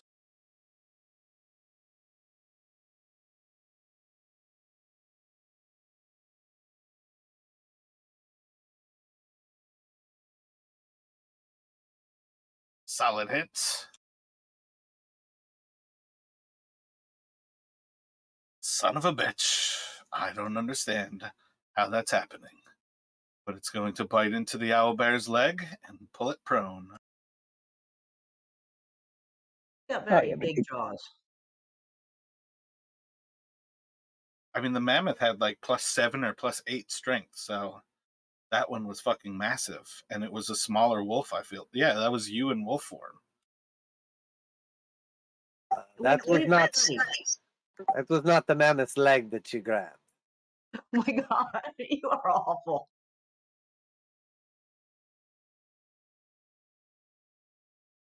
There is a reason it went prone so easily. I think that might work though. That's pretty funny. The old dick twist.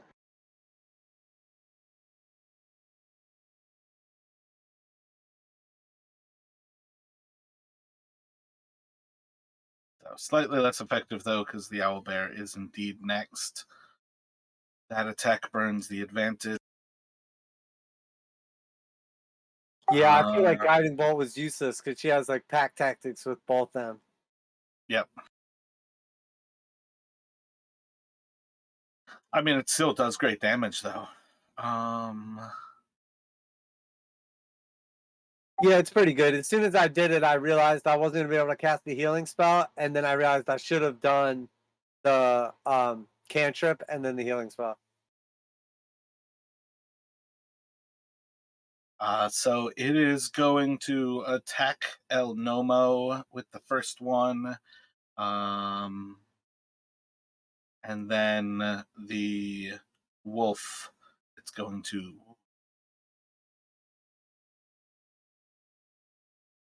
Nah, I think it's doing both on the gnome. So biting out with a 16, I think that's going to hit you. It will do 8 piercing damage, and then it's going to claw you, and that one's going to hit and deal. Oh, wait, I did that wrong. So it's doing 8 slashing damage, and it's going to do 9 piercing damage. So a total of 17 damage to your gnome form. And then back around to faint. Okay, I'll move into line of sight.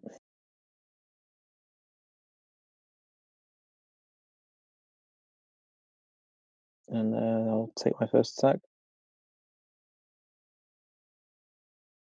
Just a straight attack. It smells you. Okay, 19 to hit for 14 damage. 11? Oh, sorry, yeah, I thought I read it as a 9 for some reason instead of a 6. I must be looking upside down at the screen. And then, yeah, and then I'll hide and then go around this corner. All right, Because hold that's up a what I can second. This is an incredibly perceptive predator.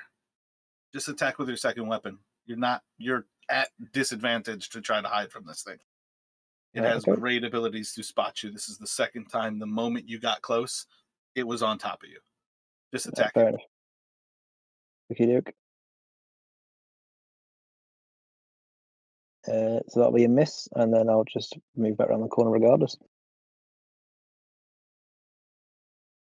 And that'll end my turn. And then it'll go to Ezekiel. Bloodied now, Kansas? Yeah, I'm not real happy.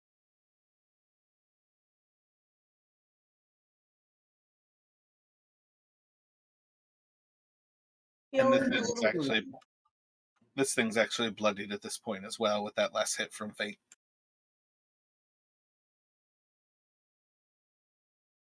So I'm gonna run up and cantrip it.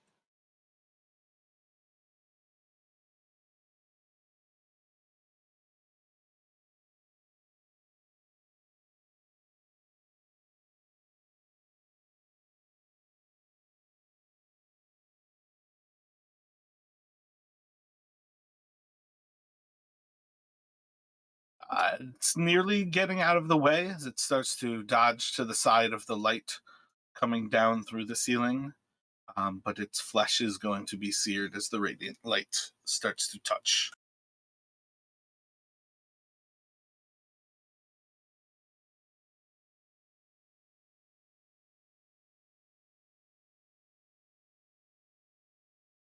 And then I'm just gonna do a healing word on Kansas as I kind of go by.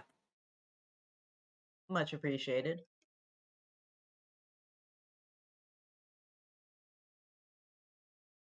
And then it will go to Kansas. Okay, I will bite at the thing, because that is what I do in wolf form. Arf. Oh wait, you got hit in wolf form? Would you have stayed in wolf form, or did you revert back to gnomish? I forgot that you No, returned. I turned into a gnome, and then because it seemed like not a brilliant idea to back up and hit it with any kind of spell, I went back into wolf form, and I said that. And it's my second round of wolf form for this short rest. Yeah, so I just did 19 damage to you. So it would have reverted you back to gnome again. Would you You're actually right. be all that bloodied by the time Huh. it got around to Ezekiel? Because I think you would No. take 8 more to your gnome form. I don't think your gnome form's taken all that much damage. You're right. I lost that second round. Okay, so I took 8 damage to my gnome form. I am now a gnome, and I will think of something to do in gnome form as soon as I fix this damage bit. Well, fix that. Ezekiel, do you want to treat your turn differently if the gnome before you is not actually bloodied? No, that's cool. I'll leave it how it is. I would have like seen her get hit or whatever. So So then don't even worry too much about those 8 hit points because that would have been healed by his healing word then. Right, so I am actually looking really, really healthy. I will now hit the thing with poison spray, because that seems like fun. It is a new spell, which doesn't do that much, but it is a cool new spell. I don't think it's going to get through. Your DC is still 12? Yeah. Yeah, it's not going to take any damage. Okay, fine. But it looked cool, briefly. Just Just kind a of little like bit. blow out some poison, and it Kind of just looks cool. touches its feathers and doesn't really seem effective. Direwolf attack. for visual effect too, what orifice did you blow poison from? It's a good question. I It kind of is a good question. didn't realize. Yeah, I was thinking from my hands. I don't know. Oh no, that's fine. I was just trying to picture it.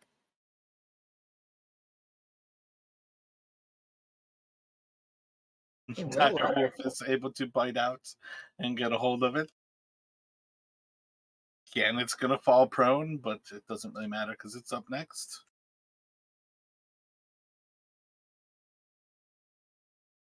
He's like, "Oh, I fell over. Oh, I fell over again. I can't stop falling over."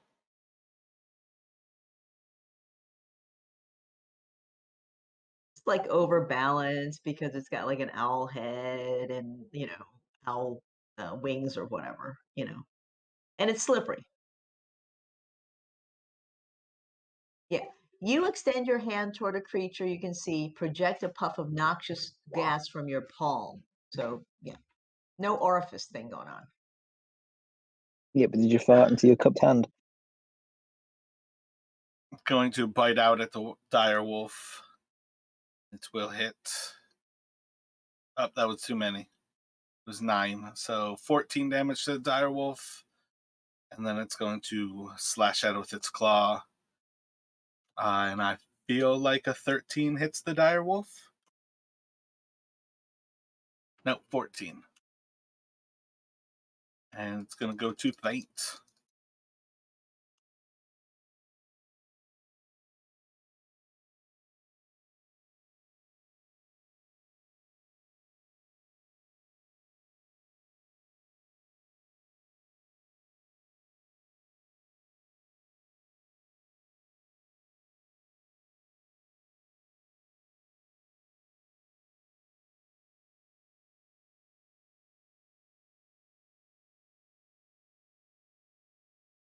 Should be on Faint. Creature is bloodied, surrounded by 3 people.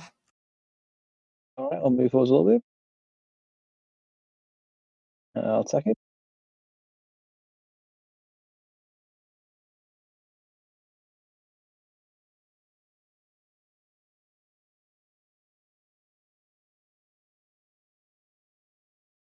So I think both those hits. The first one's for 11, and the second one's for 5. And then I'll just retreat slightly again. And that'll end my turn.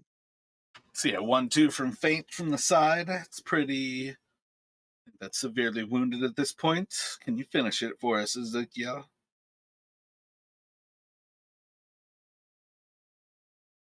Yeah, I will attack it.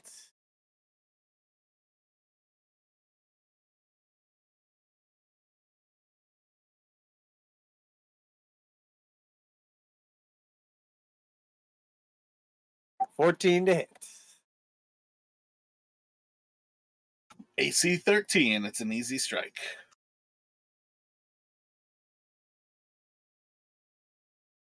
You got a bonus action? No bonus for me this turn. It's going to go around to the little gnome. Little gnome who could.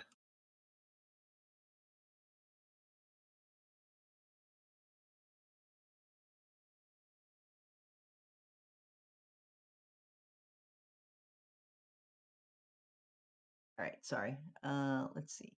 I do.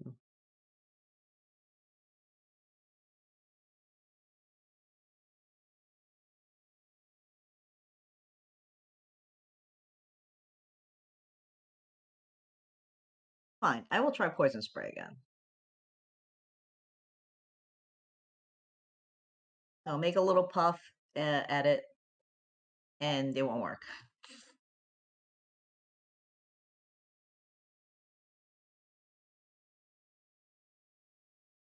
I think the air is too dry.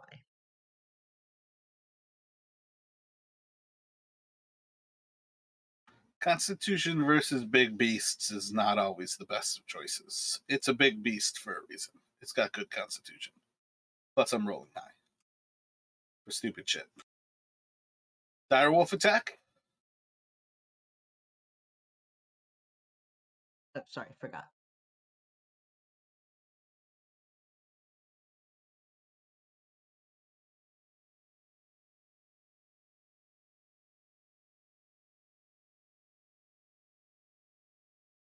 Yeah, I was thinking. Oh, go ahead. Sorry. Oh, you're good. I was thinking with that mammoth that the dexterity check was probably pretty good because it's like so big and like it probably doesn't have good dexterity. But I couldn't tell if it was because it was down that it was failing them or if it was because it's a big beast. Mammoth was definitely a big, slow, lumbering beast. The owl bear is very much not. It is much quicker. It is much more dexterous. But it will fall to the dire wolf's bite. And I think let's go for 2 more rolls on the bag to see if you guys can actually get an elk. Although realistically, a direwolf is pretty strong in itself. It's got some hit points. It still has like 20 something. 23 hit points still. And it's too late.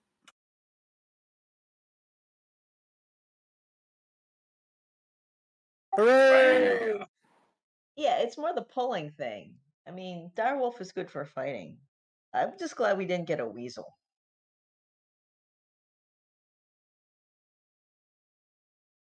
Nice. So, can we like rope more than one barrel, or like put one on the elk and have it drag one behind, or anything, or is it like pretty much just maxing out at one?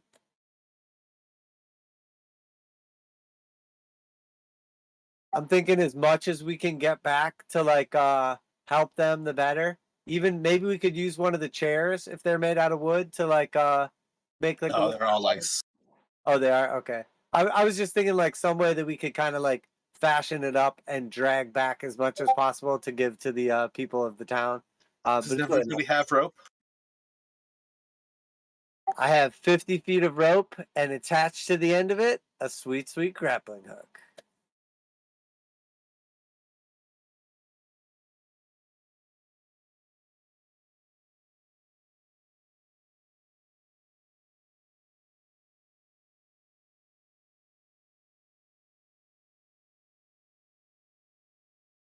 I have 50 feet of rope.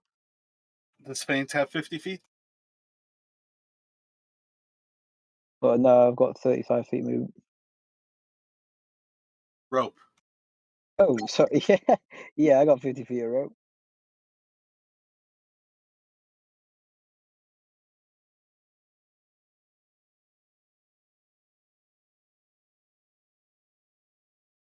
Let me get a wisdom from all three of you.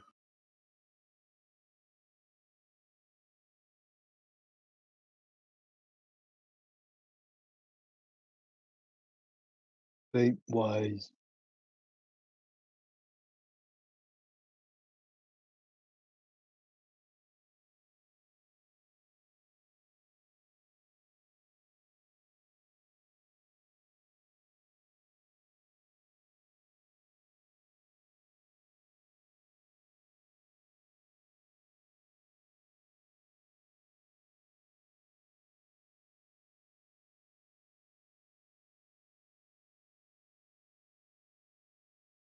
I feel like it doesn't understand the difference between pushing and dragging if it's the same as what you can lift.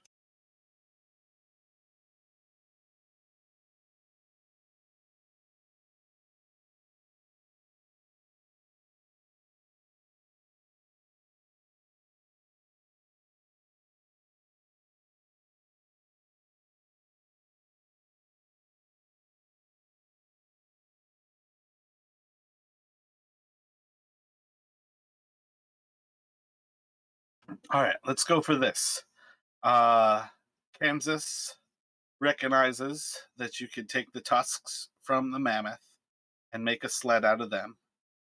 You can use one of your ropes to tie two of the barrels onto the tusks, and then have the rope tied up to the elk, and that'll bring those back. And then you all can potentially, you might be able to take enough of Ezekiel's gear that Ezekiel might be able to drag another one of the barrels with another of the ropes. But I think that kind of maximizes what you guys can bring home. Wait a minute. So you're saying Kansas, our Kansas, came up with that idea? I don't know. This doesn't seem Yeah, right. I said whoever rolled the highest wisdom was going to get credit for recognizing that mammoth tusks are a sled waiting to happen. And I I'm was just quite kidding. surprised that it was not Faint for how much he wants to put sleds on boats and make like those Russian like overland planes. Yeah, that's Yeah, but I actually a really mean, good idea. Okay, yeah, I'm down with that. So one of you guys can carry my pack, and I'll be the pack mule. How much gear does Ezekiel carry? How much weight do you have in equipment?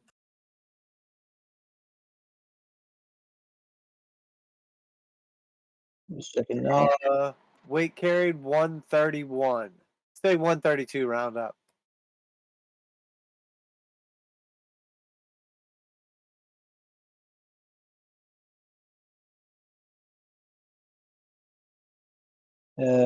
So I can carry 210, and I've currently got 113. So I can carry 97. Wait, you can carry 110 and you currently have 113? Nope, I can carry 210, and I currently Okay. have 113. Where does it say that again? I can't find it. Under Yeah, just click. inventory, Yeah, just click your weight carried. like top left. Oh, sweet. I can carry 480 pounds. I'm a savage. Push, drag, or Wow. lift.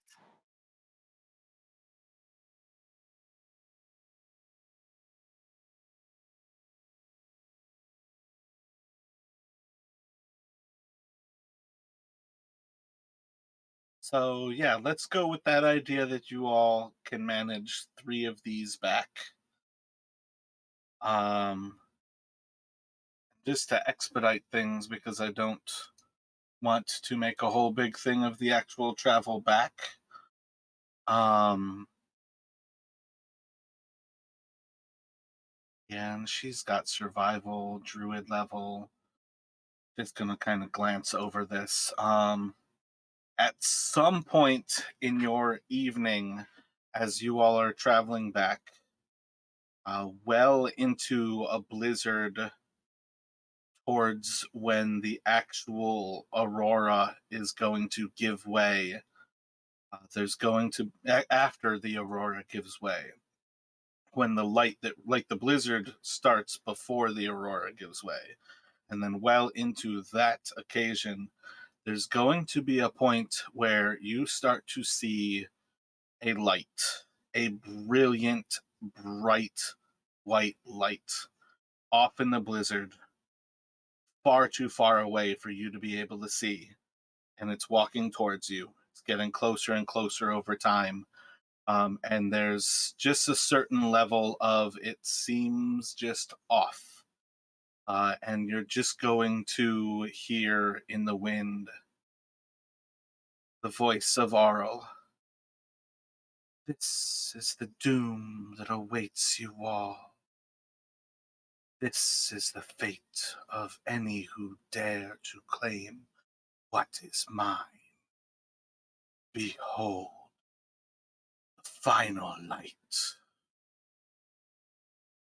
And it's gonna be around when you all can take shelter in Dougan's hole. There's a certain semblance of this creature just seems to be following you through the blizzard. This blizzard is going to pass through the morning, and that light is going to constantly be behind you. And again, part of why I'm narrating it is because you guys do not want to fight this creature. And you're just going to have this experience of Oral bringing a threat close to your personages. And it just seems like it's a brilliant, star bright humanoid of some sort who just seems to be walking off beyond blah, blah, blah, blah, through the tundra on this like colliding course with you from like a mile away. And over hour after hour, as you get closer and closer to Dougan's hole, it just seems to be in that same position, maybe a little closer, and its light cuts through the blizzard. And eventually, you guys are going to find shelter in Dougan's hole,